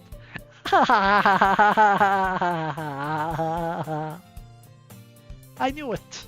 I can see right through you, Sayori. That's not fair. How did you even know? It's simple. If you had enough money in the first place, you would have brought a snack before coming to the club room. So either you're not hungry and wanted an excuse to take a walk, or you plan to conveniently forget that you spent all your money so that I would lend you some. But there's one more thing. You're always hungry. And so, that only leaves the one option. Oh, I give up. Don't make me feel guilty. If you feel guilty, that means you deserve to feel guilty. Yuri suddenly giggled. Eh? I didn't notice that she was listening in. Her face is in her book as always. I wasn't listening to anything. I was just something in my book. Yuri!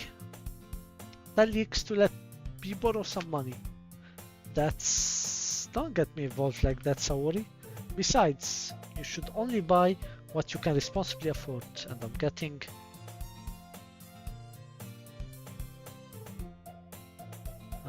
tired. Getting old.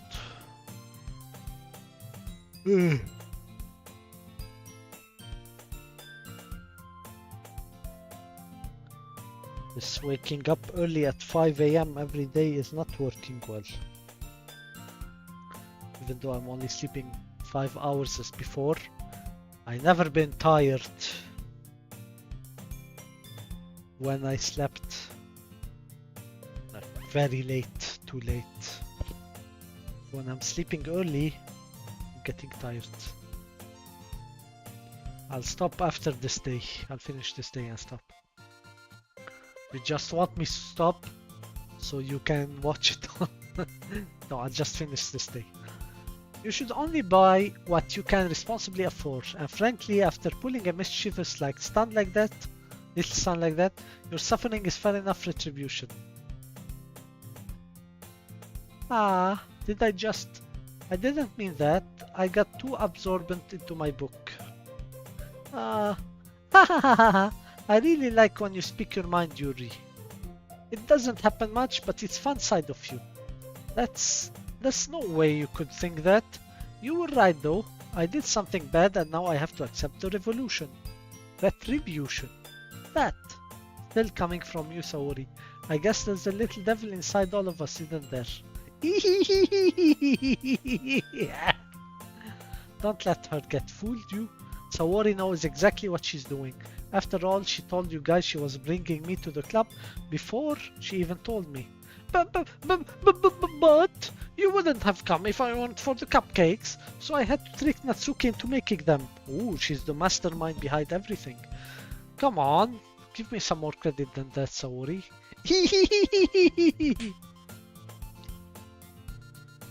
Kia! Out of nowhere, something smacks Saori in the face and tumbles on the desk. Oh, what's that? Eh? A cookie! Sure enough, it's a giant cookie wrapped in plastic. Saori glances around. Is this a miracle? It's because I paid my restitution. Retribution. Actually, that one almost worked. I was just gonna give it to you, but then I heard you blab about the cupcakes. It was totally worth seeing your reaction though. Natsuki, that's so nice of you. I'm so happy. Saori hugs the cookie. Jeez, just eat it. Saori rapidly tears open the wrap and takes a big bite. So good. Saori suddenly clasps her hand over her mouth. I bit my tongue. You're going through a lot over just one cookie. Natsuki take a bite of her own cookie. Ah, yours look really good, Natsuki. Can I try it? Geez, beggars can be choosers. But yours is chocolate. Yeah? Why don't you think I gave you that one? Fine. Still, I'm really happy that you shared this one with me. Saori gets out of her seat and goes behind Natsuki, then wrap her arm around her. Ah, jeez! I get it! Cookie still in hand, Natsuki reaches up to nudge Saori off of her. Oh! Saori suddenly leans down and takes a bite out of Natsuki's cookie. Hey! Did you seriously just do that? Mouseful, Saori trots away to safely. Yuri and I laughed as well. Geez, you're such a kid sometimes. Monika, can you tell Saori? Eh? Natsuki glanced around. Monika isn't in the clubhouse. Oh, where's Monika anyway? Good question. Have any of you heard anything about her being late today? Not me. Yeah, I haven't either. That's a bit unusual. I hope they're okay. She's okay. Of course she's okay. She's probably just had something to do today. She's pretty popular after all. Eh? You don't think she has a... I wouldn't be surprised. She's probably more desirable than all of us combined. That's true. Excuse me? Suddenly the door swing open. Sorry, I'm super sorry. Ah, there you are. I didn't mean to be late. I hope you guys weren't worried or anything. Eh? Monika chose the club over her boyfriend after all. You're so strong-willed. Boyfriend? What on earth are you talking about? Monika quizzingly grinces around at me. Ah, never mind that. What held you up anyway? Ah, well, my last period today was study hall. I thought she was gonna say she's on her period, and I don't wanna think about 15 years old periods. Well, my last period today was study hall. I'd be honest, I kind of think lost track of time. That makes no sense, though. You would have heard the bell ring at least. I must not have heard it since I was practicing piano. Piano? I wasn't aware you play music as well, Monika. Ah, I don't really. I kind of just started recently. I've always wanted to learn piano. That's so cool! You should play something for us, Monika. Monika looks at me. Maybe once I get a little bit better, I will. Yay! That sounds cool. I'd also look forward to it. Is that so? In that case, I won't let you down, Yix. Oh my god, the misogyny. Not misogyny, the sexism. Monika smiles sweetly with the stupid pose. Ah, I didn't mean any pressure or anything like that. Don't worry. I've been practicing a wall route recently, and I'd really love the chance to share once I'm ready. I see. In that case, best of luck. Thanks! So I didn't miss anything, did I? Not really. I chose to leave out Sayori's mischievous escapade. I'm sure Natsumi will end up complaining on her anyway. It looks like everyone has already settled down. Saori somehow already finishes her entire cookie. Yuri is back at her book and Natsuki disappeared into the closet. Hey Yuri! Eh? I suddenly noticed that Yuri is reading a different book from the one we've been reading together. Sorry, I didn't mean to interrupt. Ah no, I was kind of just waiting for you. Ah, if that's the case, why don't we go ahead and get started? Yes, let's. Actually, I have a request. Do you mind if I make some tea first? Not at all. Thanks very much. If there's one thing that can make my reading time here any better, it's a nice cup of tea. Not to mention for yourself as well. Did she hit on me? Yuri stands up and makes her way to the closet. I follow and watch as she retrieves a small water pitcher from the shelf, the kind with a filter inside. Can you hold for a second? Sure. Yuri hands me the water pitcher and almost fetches an electric kettle. I'm going to plug this in the teacher's desk and then we'll go get some water. She walks past me and sets the kettle down on the teacher's desk. I simply watch her movement. To my surprise, the way she moves really contrasts her speaking mannerism, especially because of her long legs. Yuri appears elegant and methodical. Okay, may I have the water pitcher? Thanks, I'll be right back. I might as well walk with you. Yeah, why not? Shall we go then? Yeah. Where are you two off to? Eh? We're just... Uh, Yuri was going to make some tea. I swear so. I suddenly realized how weird it sounds to explain this to Monica. We're just filling water in the water pitcher. Ah, okay. Sorry, I was just a little curious. That's kind of one-person job, isn't it? That's... Monica, please mind your own business for once. Or do you want to tell me there's something wrong with helping involve Yix in club activity? My mouth gapes. With the stupid pause. I suppose there's nothing wrong with that. Then let's go, Yix. Yuri quietly exits the room and I follow. Was in the hallway, she suddenly puts her forehead against the wall. I spoke without thinking. How could I say something like that? Yuri, something about the way she said that, it made me feel so irritated. What's wrong with me? No, Yuri, I think you did the right thing. I wasn't expecting it, but it's almost not right for Monica to judge people like that.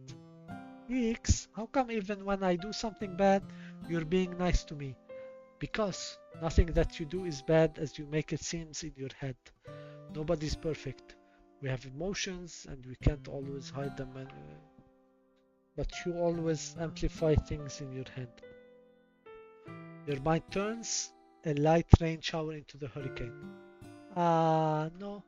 Wouldn't you hate me for something as terrible as that? Why would I hate you? I can't hate you, someone, for having emotion. What kind of friend would do that? Friend, you say? He just friend-zoned her. Yuri lifted her head. Yix, I really like being friends with you. Thanks, Yuri. Why did he laugh? What the fuck? Did they both friend-zone each other? I like being friends with you too. I feel kind of awkward saying something like that, but I'm doing my best to help Yuri feel better. Anyway, yeah, shall we go? Yeah. Yuri and I walk to the nearest water fountain. Once we fill up the water pitcher, we return to the classroom. It fills us with determination. Yix, do you like oolong tea? Yeah. Anything is fine. Very well. Yuri set the temperature on the kettle to 200 degrees. Now it's time to get the teapot. You really do this properly, don't you? Of course. I shouldn't do any less when I'm making tea for others. Even if I'm not an expert on tea or anything.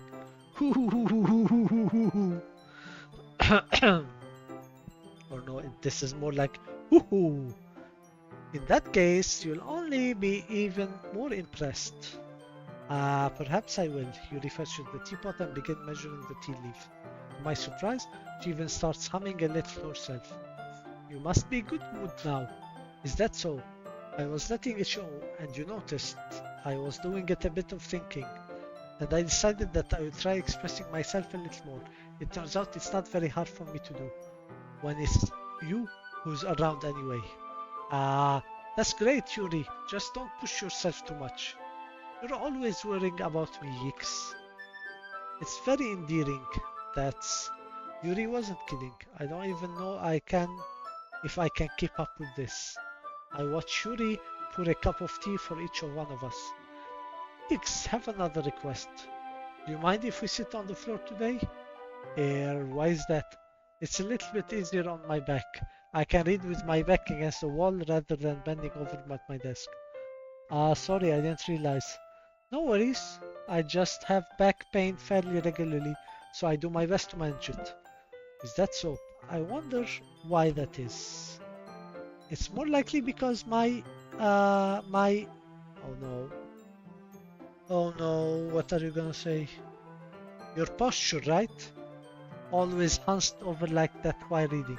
Yes! I have terrible reading posture. Yes, that's it. Exactly what I was gonna say. So that's why we should sit on the floor. Fair enough. I'll go ahead and get the book. I retrieve the book from my bag. I have some chocolate as well. It's a bag of small chocolate candies that I keep hidden for Sayori's candy radar. I take it since it goes well with the tea. Yuri and I sit against the wall, teacup on our side, as if in sync. We assume the same reading position as last time, each holding one half of the book. Except this time, our bodies are even closer to each other. I can't see too well. Huh? Yuri slides closer until our shoulders are touching. How am I supposed to focus on reading like this? Yuri was always kind and cute, but when she's being less apprehensive, it's almost more than I can handle. Your teacup. Yuri hands me my teacup, holding it with my hands. That's not holding the book. I end up in a position that makes it even harder to focus, because now I need to worry about making sure I don't accidentally touch her chest. Meanwhile, Yuri hasn't noticed a single thing, of course. She wears her intense reading expression. I can only presume the world around her faded away. I use all my willpower to focus on reading. After a few minutes, I finally manage to relax a bit. I put the teacup between my legs and fumble with the chocolate wrapper. Sorry. I briefly let go of the book to finish opening the wrapper. You can have as much as you want. That's okay. I won't take any. Are you sure? Well, if I touch it, then it might yet smudge on the page. You're right. Why you can't breathe? I didn't even think about that. My bad. No need to apologize. I'll hold the book, okay? Are you sure? Of course. Yuri opens the book with both hands. Is the I can't breathe a reference to Pirates of the Caribbean? She holds it so I don't have any harder of time reading it from it. I have a joke here, I should not say it. But as a result, her left arm is practically resting on top of my leg. The joke intensifies, but I cannot say it. Well, in that case, Yuri is already totally focused on reading again. I take a chocolate candy and pop it into my mouth. Then I take another chocolate, and I hold it up to Yuri. She doesn't even look away from the book. She simply parts her lips as if the situation was completely natural. But that means I can't stop here. I apprehensively place the chocolate in her mouth.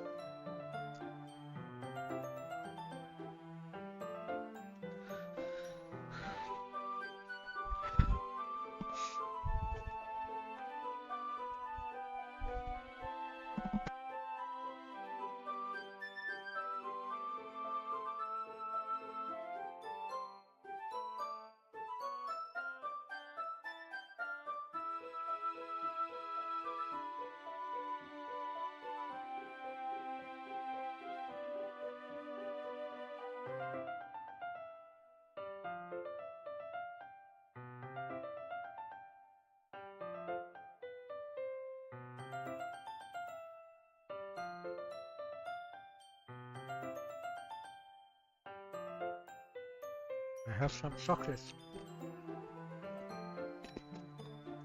I don't want to do this.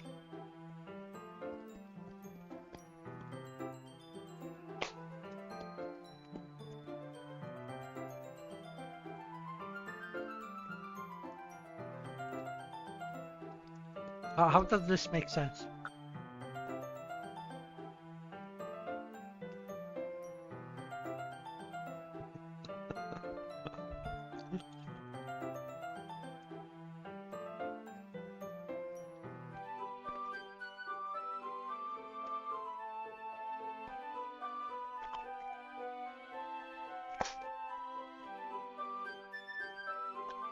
Just like that, Yuri closed her mouth over it. Eh? Yuri's expression suddenly break. Did I just...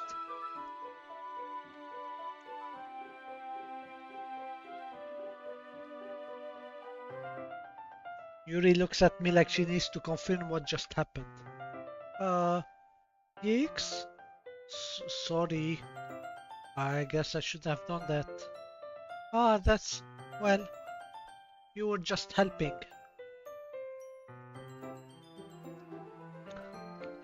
Well, when was the last time that Roy, when I go to Lebanon and we meet somewhere, I'm gonna get chocolate and I'm gonna approach it to your mouth and you will open your mouth. I will put it in your mouth and you will close your mouth and eat it. Because we're friends and friends do this. And you made me do this. And I'm gonna do it, I'm not gonna forget. Right? I mean, not really in this kind of context, but yeah, that's all it was. Yeah.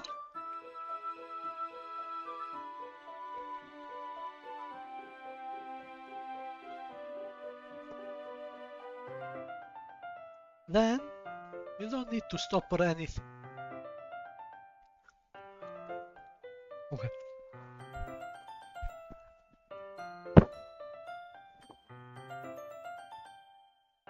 If he puts another chocolate in her mouth, I'm gonna lose my shit. The situation has gotten really tense.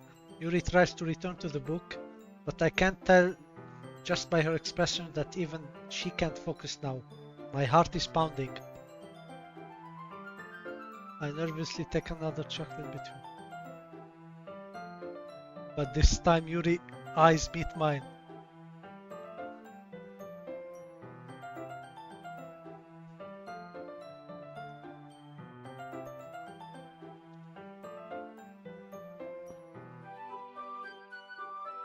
How did I even come to this? Yuri doesn't avert her gaze. I notice her chest rising and falling to the rhythm of her breath. I raise my arm. Did that? What? I need to go back. How do you go back? Did she say thing inside? Was that an But it's different this time. I take the chocolate and place it in her mouth.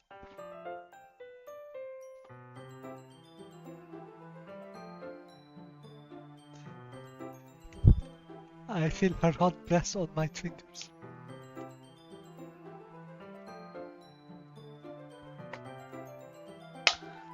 Okay. The game started with a big warning.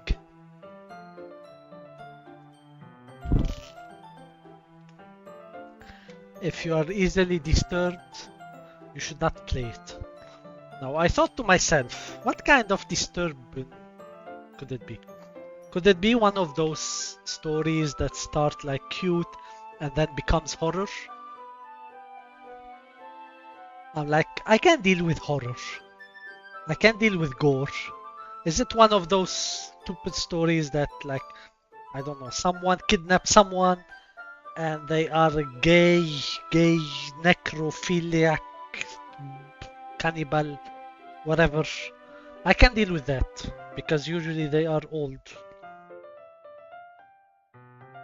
But then, and then I ask Roy, is this something that's like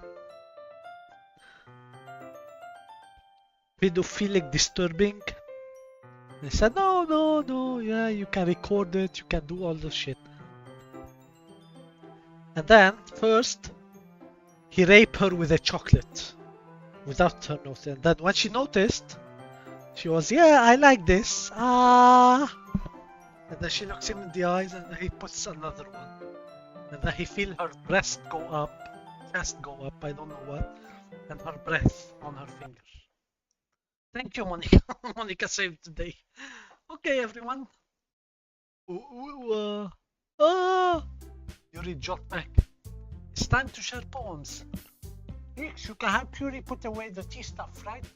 No, of course. Okay, thanks. The spell is abruptly broken. I'll take care of the cats. Yeah. Yuri picks up the teacups from the floor.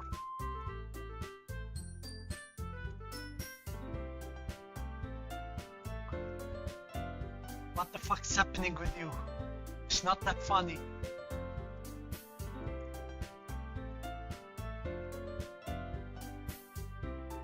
I pick up the bag of chocolate. In the end, he hastily... It's more disturbing. I can see the funny in my reaction, but this is disturbing as fuck. Not joking.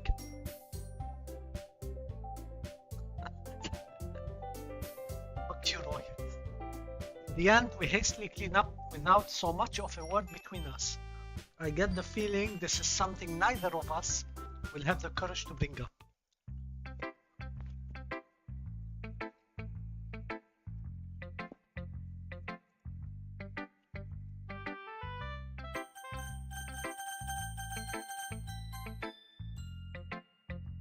Hi again, Yix. How's the writing going? I should go with Monica. She seems the most mature.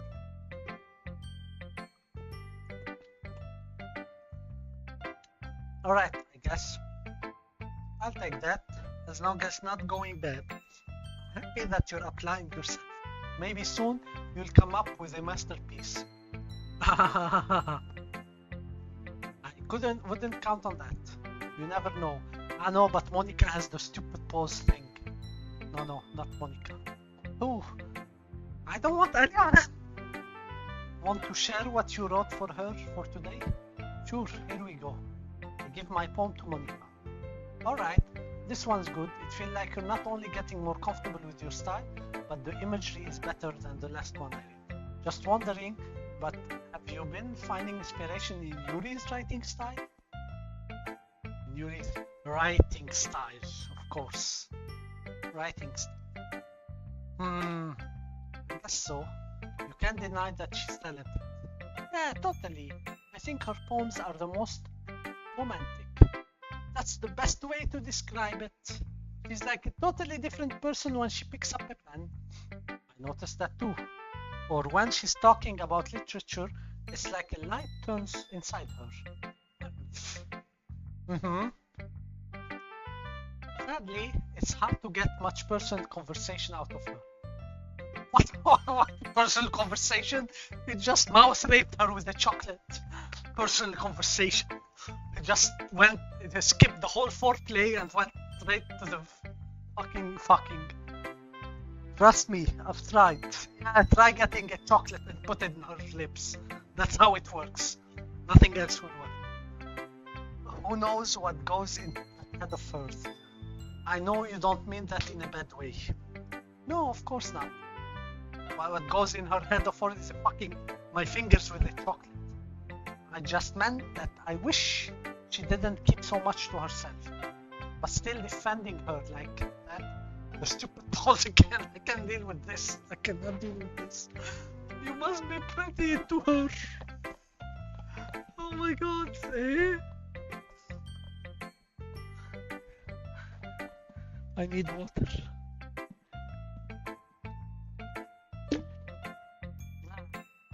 What do you mean? Yes, she misunderstood what you mean. You're into her. Your fingers are into her. You completely misunderstood. Calm down, I'm kidding. Besides, I'm pretty sure she's already got a boyfriend. Yes, save me. The boyfriend, come save me. Wait, really? Yes, fictional one anyway. Monica kind of whispered that last part to me. It's just a hunch, but well, there's not really anything wrong with that. Oh, well, I know. I was just saying. But anyway. Want to read my poem now? I like the way this one turns out, so I hope you do too. Alright, let's take a look. Save me! The colors, they won't stop. Bright, beautiful colors. Flashing, expanding, piercing, red, green, blue. An endless cacophony of meaningless noise. The noise, it won't stop. Violent, grating waveforms. Squeaking, screeching, piercing. since cosine tangent, like playing a chalkboard on a turntable, like playing a vinyl on a pizza crust, an endless spawn of meaningless. She spoke in math. I like her more than...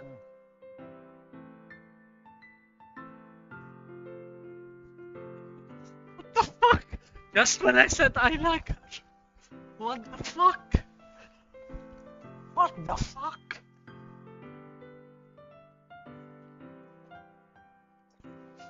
What the actual fuck?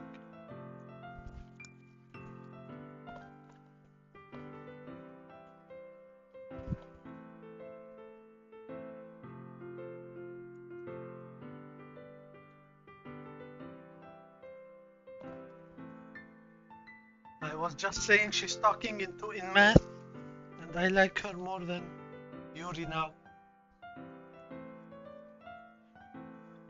What the fuck? Did she? I don't want to think about it.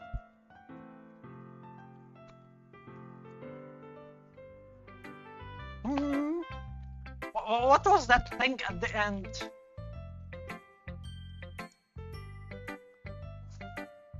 It was as clear as ever. It's even more abstract than your last one.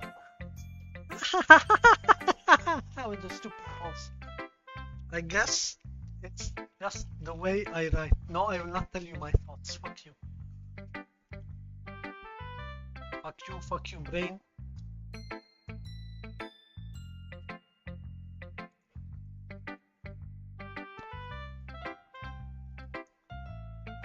I guess it's just the way I write. I'm sorry if you don't like it. I know I never said that. I just said what the fuck. It's just the kind of things I've never really seen before, I guess. I kind of like playing with my space on the paper. Choosing where and how to space your words can totally change the mood of the poem. You tricked me. You fucking tricked me. It's almost like magic. The way I wrote the line, really short, makes it feel like they're trying to speak over the noise. You see, it's still hard for me to tell what's about though.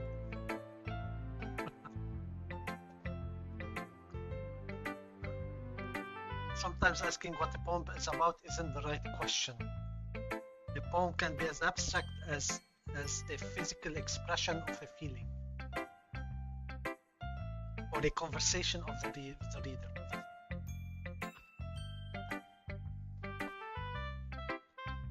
I need to ask ChatGPT something, just to see if it's just me. ChatGPT. Girl was writing a poem to me. It was okay.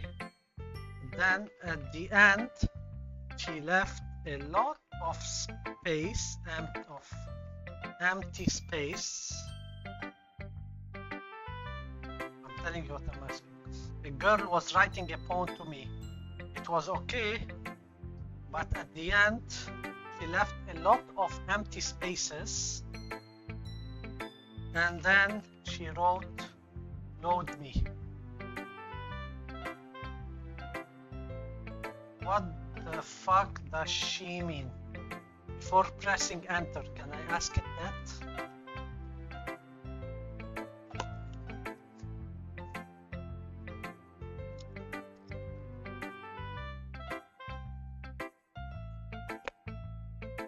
Wait for your confirmation.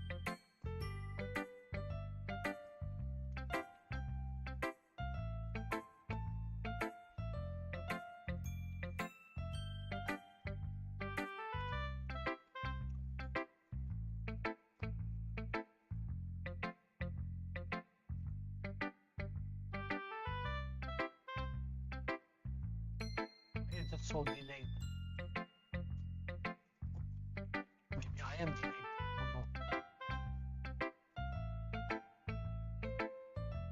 No.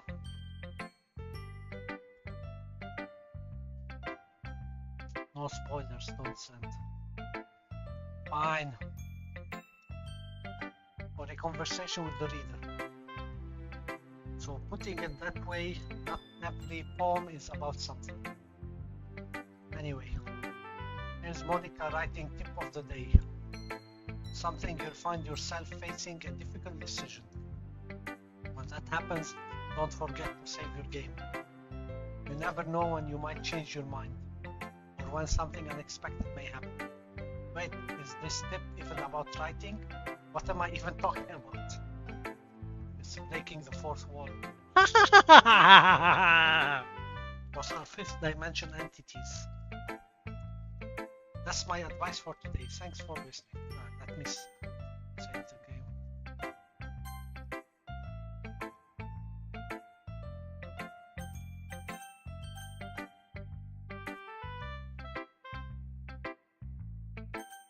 Leave her blessed. Saori. Oh, I like this one, Yeeks. It has some nice feeling in it.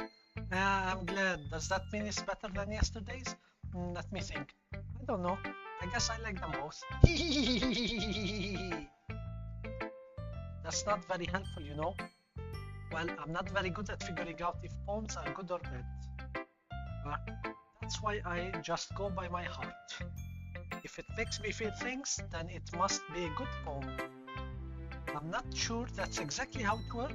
Then again, I guess conveying feelings is a pretty important part of this whole thing. Yeah, maybe.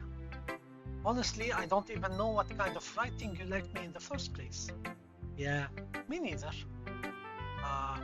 Why don't you at least try giving it some thought? Oh, you want to write something for me? That's so sweet. Yeah, right. But you're always thinking about other people. You need to think about yourself for a while. If you don't, you might end up getting hurt at some point. Eh? Well, I don't really know what you mean, but I'll try to keep it in mind. Well, whatever. Anyway, let's see. I guess like happy poems. Wait, something like sad poems too. Something like a little bit of both. There's a word for that, right? What the word I'm looking for? Bittersweet. Yeah. I like this. Things that are happy and things that are sad. Happy and sad. I can't see you liking something sad, Saori. Well, I like happy the most, but sometimes when you have a little rain cloud in your head, sad poem can help give the rain cloud a little hug and make a nice happy rainbow. Saori, that's expectingly poetic. Eh? It is? Maybe I'm getting better at expressing my feeling after all. Thanks, Hicks. I should go write that down then. You can't read my poem now. You can read my poem now, okay? Bottles. I pop off my scalp like the lid of a cookie jar. It's the secret place where I keep all my dreams. Little balls of sunshines, all rubbing together like a bundle of kitten. I reach inside with my thumb and forefinger and pluck one out. It's warm and tingly. There's no time to waste. I put it in a bottle to keep it safe. And I put the bottle on the shelf with all the other bottles. Happy thought, happy thought, happy thoughts in bottles, all in a row. My collections makes me lots of friends. Each bottle is starlight to make amends. Sometimes my friends feels a certain way. Down comes a bottle to save the day.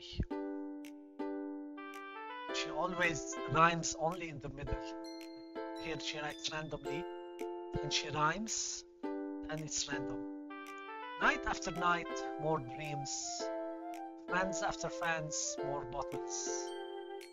Deeper and deeper my finger go, like exploring a dark cave, discovering the secret hidings in the nooks and crannies, digging and digging, scraping and scraping.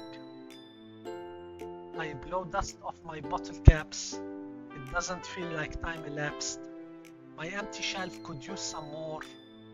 My friend looked through my locked front door. Finally, all done. I open up and in comes my friends. In they come in such a hurry. Do they want my bottles that much? I practically pulls them from the shelf, one after the other, holding them out to each and every friend, each and every bottle. Every time I let one go, it shatters against the title between my feet. Happy sauce, happy sauce, happy sauce in shards all over the floor. They were supposed to be for my friends who aren't smiling. They're all shouting, pleading, something. But all I hear is echo, echo, echo, echo, echo inside my head. She talking about her imaginary friends like she has schizophrenia and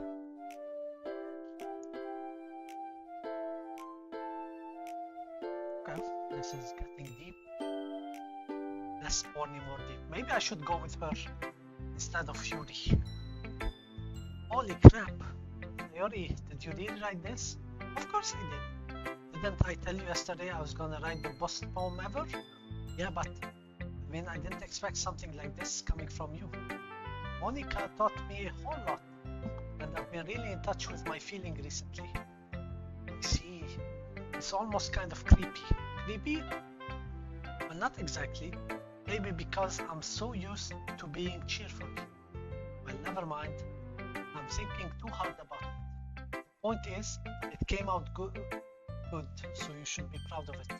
Oh, thanks. I feel like I was meant to express myself this way. It's disturbing. It even helps me understand my own feeling a little bit.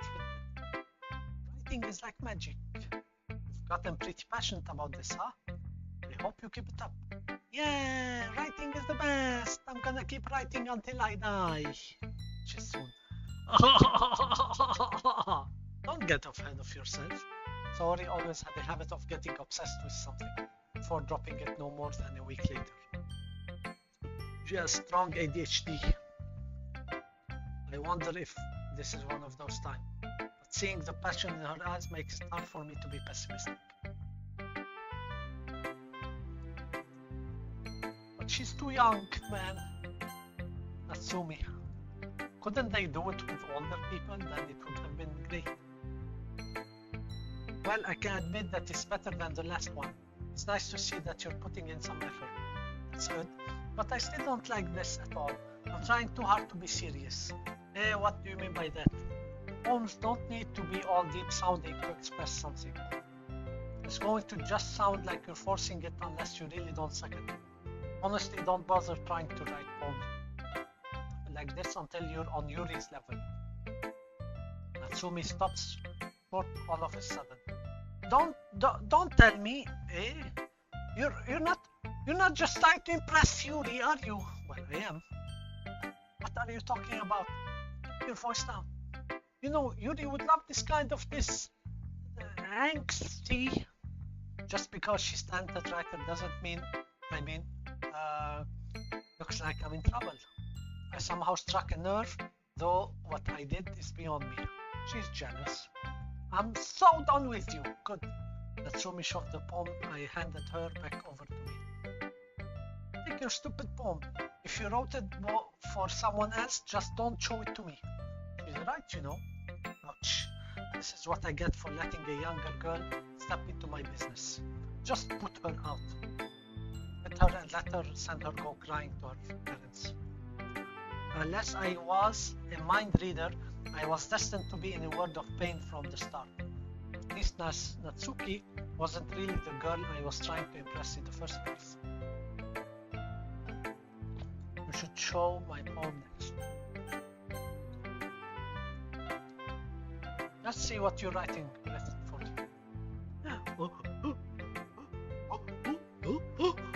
Yuri stared at the poem with a surprised expression on her face. Do you like it? Yes.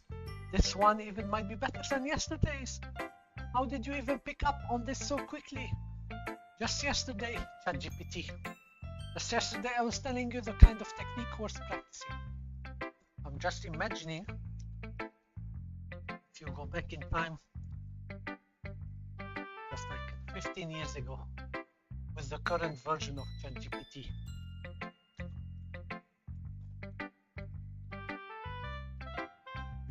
lot of things.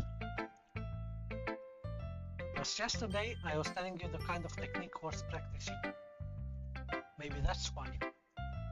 You did a good job explaining. I really wanted to try giving it more imagery. Yuri visibly swallows. Don't make a joke. Even her hand appears sweaty. Sweaty. Knees weak, arms sweaty. Vomit on the t-shirt. Mom, spaghetti. I'm not used to this. Used to what? I don't know. It's fine, take your time. Yuri breathes and collects her thought. I know that Yuri likes to think before she speaks, so I offer that patience to her. Yeah, just being appreciated like this, I guess. Which probably sounds really stupid. No, that's how you get a girl. Make her feel appreciated. But seeing someone motivated by my writing, it just makes me really happy. Well, I did this with a girl once. It wasn't technically with her writing, she had some poems, but I showed a lot of motivation and interest in what she did and some of the books she liked, and she found it super creepy and blocked me. Really happy. Are you saying you never shared your writing before? Really? I don't believe it. I really only write for myself, and besides, people would just laugh at me. Really think that?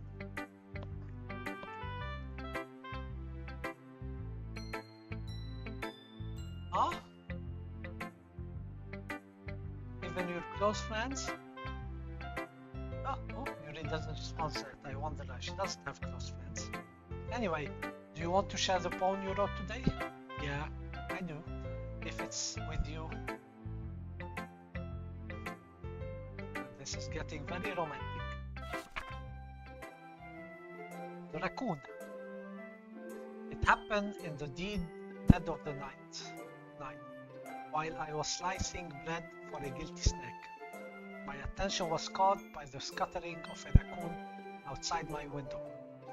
It was, I believe, the first time I noticed my strange tendency as an unordinary human. Is this a poem? This is a story. I gave the raccoon a piece of bread.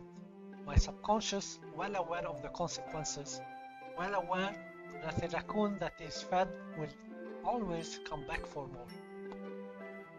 Yes, they do.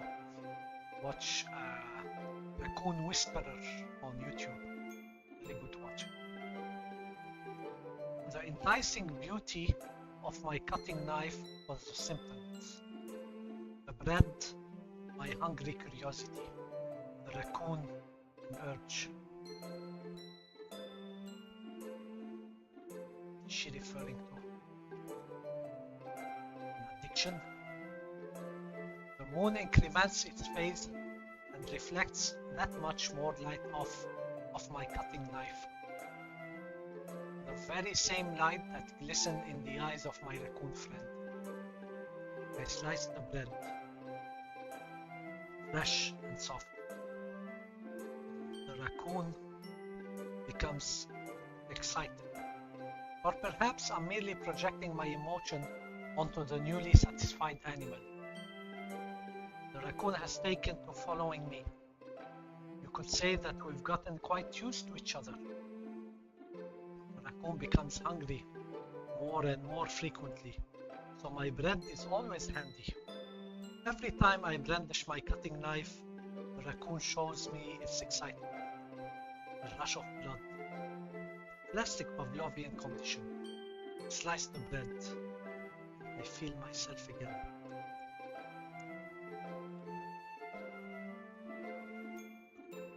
I feed myself again. Is this about addiction? Is my comfort Canadian raccoon? Yeah. Agree. It's a movie where a video where he has hot dogs. On this. It's really cool. Okay. So she's struggling with addiction. One is struggling with mental illness. One wants to cut herself. Very interesting bunch of people. I was a little more daring with this one than yesterday. It's not a poem though. You can see that there's a lot of metaphorical. I don't know if it's my fault, but I can begin to imagine what this poem is about. That's right. It's a bit closer to my preferred writing style, using the poem as a canvas to express vivid imagery and conveying emotions through them. Yeah, if I take it at face value, I can't even figure out what it's supposed to mean. Well, I think it's something that different people can relate to their own way. I wanted to express the way it feels for me to indulge in my own unusual hobbies. Some sort of things I'm usually forced to keep to myself. I sometimes enjoy writing about them. Why do you keep them to yourself? Well, because they're embarrassing and people would make fun of me. Don't you have anything like that, Hicks? Well, yeah, I guess I do. I feel like everyone has a little something like that. The best we can do is respect each other and our individuality.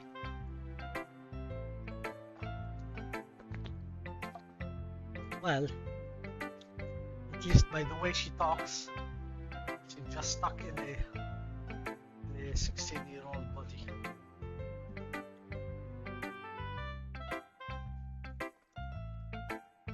Even if it's difficult sometimes, and some things make us uncomfortable.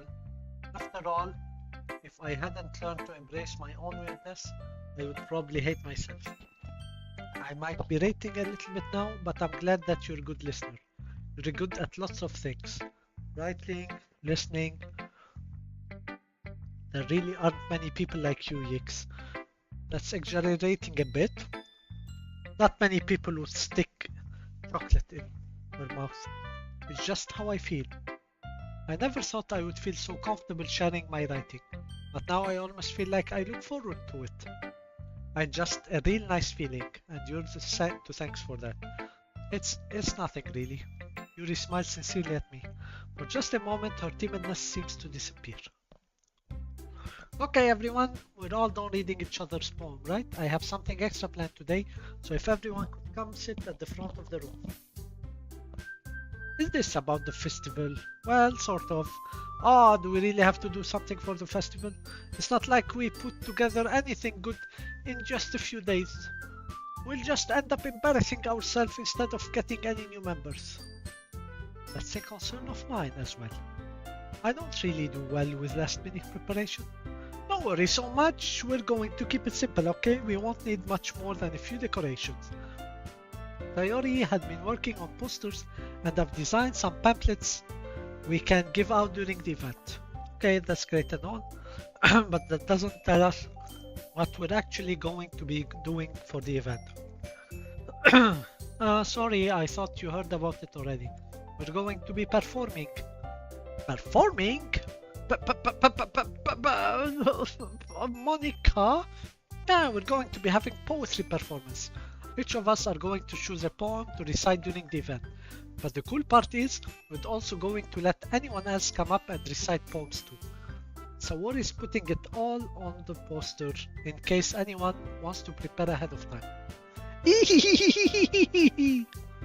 Sayori, who's been coloring a poster, holds it up for us to see. Are you kidding me, Monica?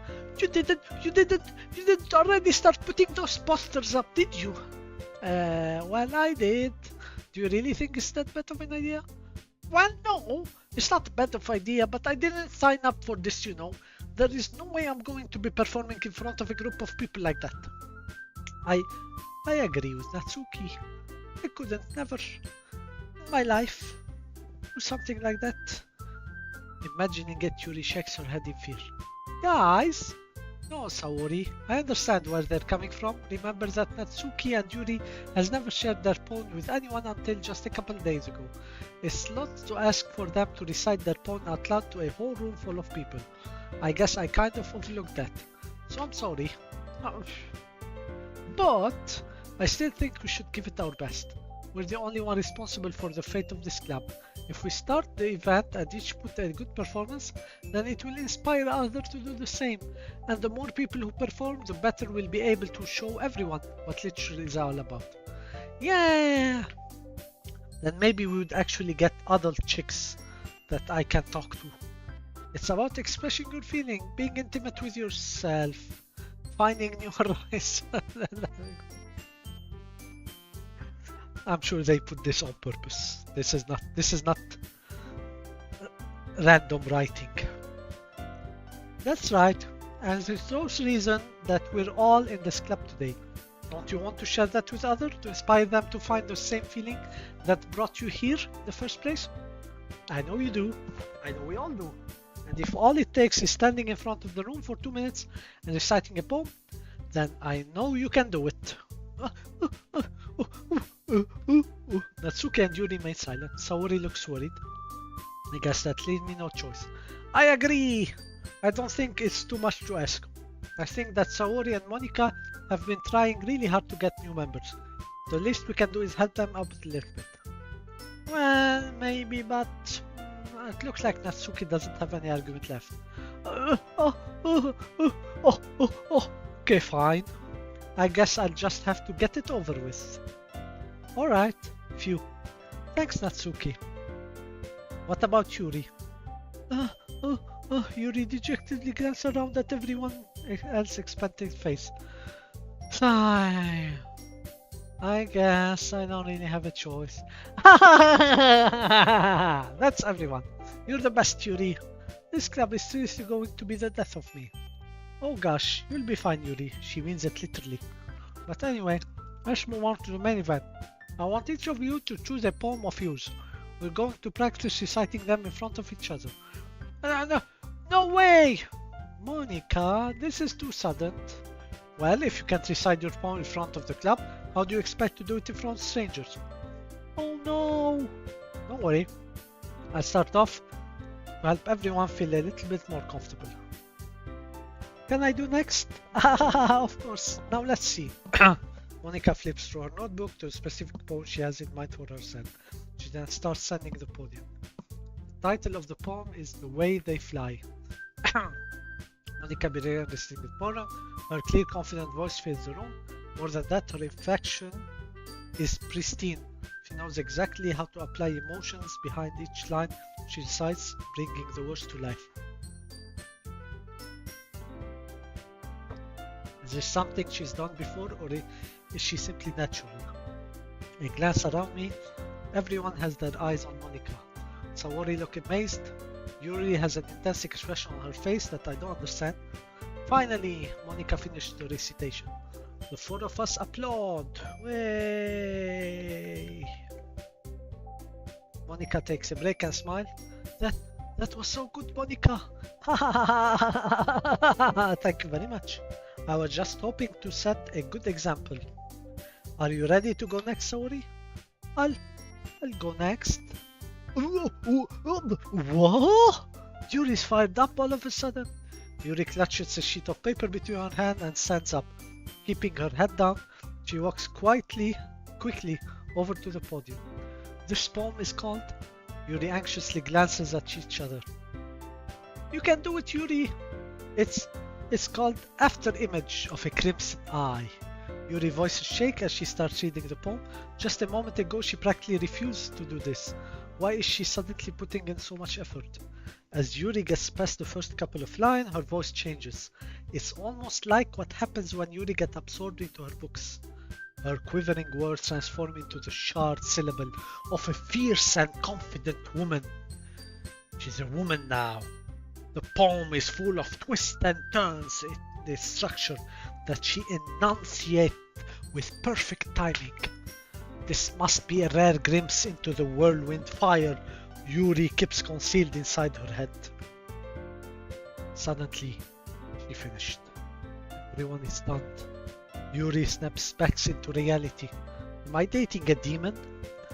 And glance around her as she bewildered even herself. It's up to me to save this situation. I'm the first to start uploading. Everyone joins afterward and we give Yuri the recognition she deserves. It's not that she didn't want to upload for her, but she were caught off so guard that she must have forgotten. As she upload, Yuri holds the poem to her chest and rushes back into her seat. Yuri, that was really good. Thank you for sharing. Looks like Yuri is down for the count. Okay, I guess I'm next then. Saori hops out of her chair and cheerfully walks to the podium. This one's called My Meadow. Sorry, I giggled. Saori, it's a lot harder than I thought. How did you guys do it so easily? Try not to think of it like you're reciting to other people. Imagine you're reciting it to yourself, like in front of a mirror or in your own head. Or you can imagine everyone naked in front of you. It's your poem, so it'll come out the best way. I see. Okay then. Saori begins her poem. Somehow it feels like her soft voice was made as a perfect match. Everyone is perfect. The poem isn't aimlessly cheery like Saori is. It's serene and bittersweet. If I were to read this on paper, I probably wouldn't think much of it. But hearing it come from Saori's voice almost gives me a whole new meaning. Maybe this is what Saori meant when she said she likes my poems. It's like to reach more deeply into someone I thought I knew through and through. Saori finishes and you upload. I did it! Good job, Saori! Even Yix like it! I guess that's a good sign. What does that even mean? It came out nicely, Sayori. The atmosphere of the poem fit you perfectly nicely, but it might be that other poem wouldn't work quite as well with this kind of delivery. I don't really understand. In other words, I've seen poems of yours where that sort of gentle delivery wouldn't work as well. They might need a little more force behind them, depending on what you're reading. Oh, I know what you mean. That's well, it's been practicing that kind of thing. It's just embarrassing to do it in front of everyone. Then next time, I'm going to make you pick a poem that challenges you a little more. We don't have much time before the festival, you know. Okay. Why not just read the same one since it worked? Who's next? Natsuki? Don't make me go before Yix. It's not like I can compare to you guys anyway. Might as well let Yix lower everyone's standard a little before I have to do it. Natsuki? It's fine. I might as well get it over with. But it's not like I have much of a selection I want to read. I just have to go with what I wrote for today. I stand up and step in front of the podium. Everyone had their eyes on me, making me terribly awkward. I recite my poem. Since I'm not exactly confident in my own writing, it's hard to put energy into it. Despite that, once I finished, I received applause anyway. Sorry, I'm not really in a good as everyone else is. Don't worry about it so much, I'm tired. I think it's less about your ability and more about your lack of confidence in your writing. That's something that's improved over time though. Yeah, maybe. Alright then, that just leave you, Natsuki. Yeah, I'm going. Natsuki begrudgingly get out of her seat and make her way to the podium. The poem is called... Why are you all looking at me? Because you're presenting. Anyway, the poem is called Jump. Natsuki take a breath. Once she starts reciting the poem, her sour attitude disappears a little. While she's a little enthused, her poem has a rhythm and rhyme to it. It's Natsuki's trademark style, and it works surprisingly well when spoken out loud. The words feel like they bounce up and down as it gives life to the poem. Natsuki finishes and everyone applauds. She huffs back to her to something. That wasn't so bad, was it? Easy for you to say. You better not make me do this again. Ah well, do you at least feel prepared enough to recite the poem in front of other people? I mean, doing it in front of other people will be way easier. I can put on whatever face I want for other people. But it's just my friends, it's just embarrassing. That's a surprise, Natsuki. I think it would be the other way around for me. Well, that's just how it is, so... Well, I guess in that case, you won't have much to worry about for the festival. That said, I want to thank everyone for coming through. It might be hard, but I hope that you all have an idea of what it's like now. Make sure you pick a poem and get enough practice before the festival, okay? I'll be making pamphlet, so let me know ahead of time what you'll be reciting. Jeez, I shouldn't probably find some other poem to recite instead. That's fine too, it doesn't have to be your own. I'm already pleasantly surprised that you're putting in all this effort for the club. Oh, the stupid pause, I forgot about it. It makes me really happy. So every time she wants, she's happy she go into Dogi. Ah yeah, no more. Okay everyone, I think that's about it for today. I know the festival is coming up, but let's try to write poems for tomorrow as well. It's been working out real nicely so far, so I'd like to continue that. As for the festival, I'll finish planning tomorrow and then they'll have the weekend to prepare. Monday's the big day. I can't wait.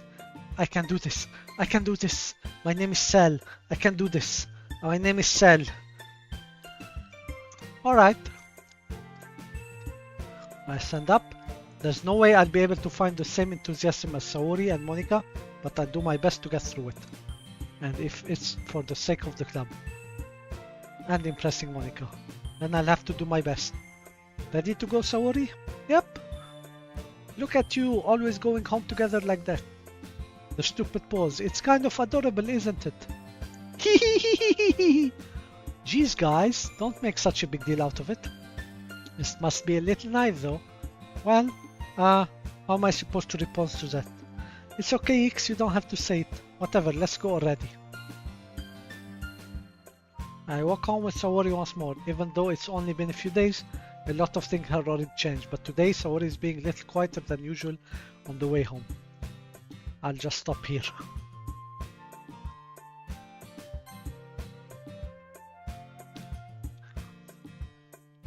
Okay. I played for almost 3 hours. 1.5 hours left. I'll finish this game.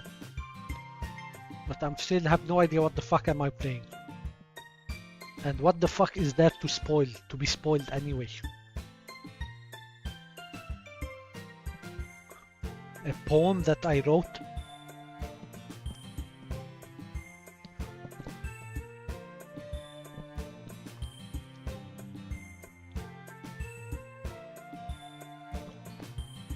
Anyway, I'll wait till the end before judging, because I am extremely judging right now.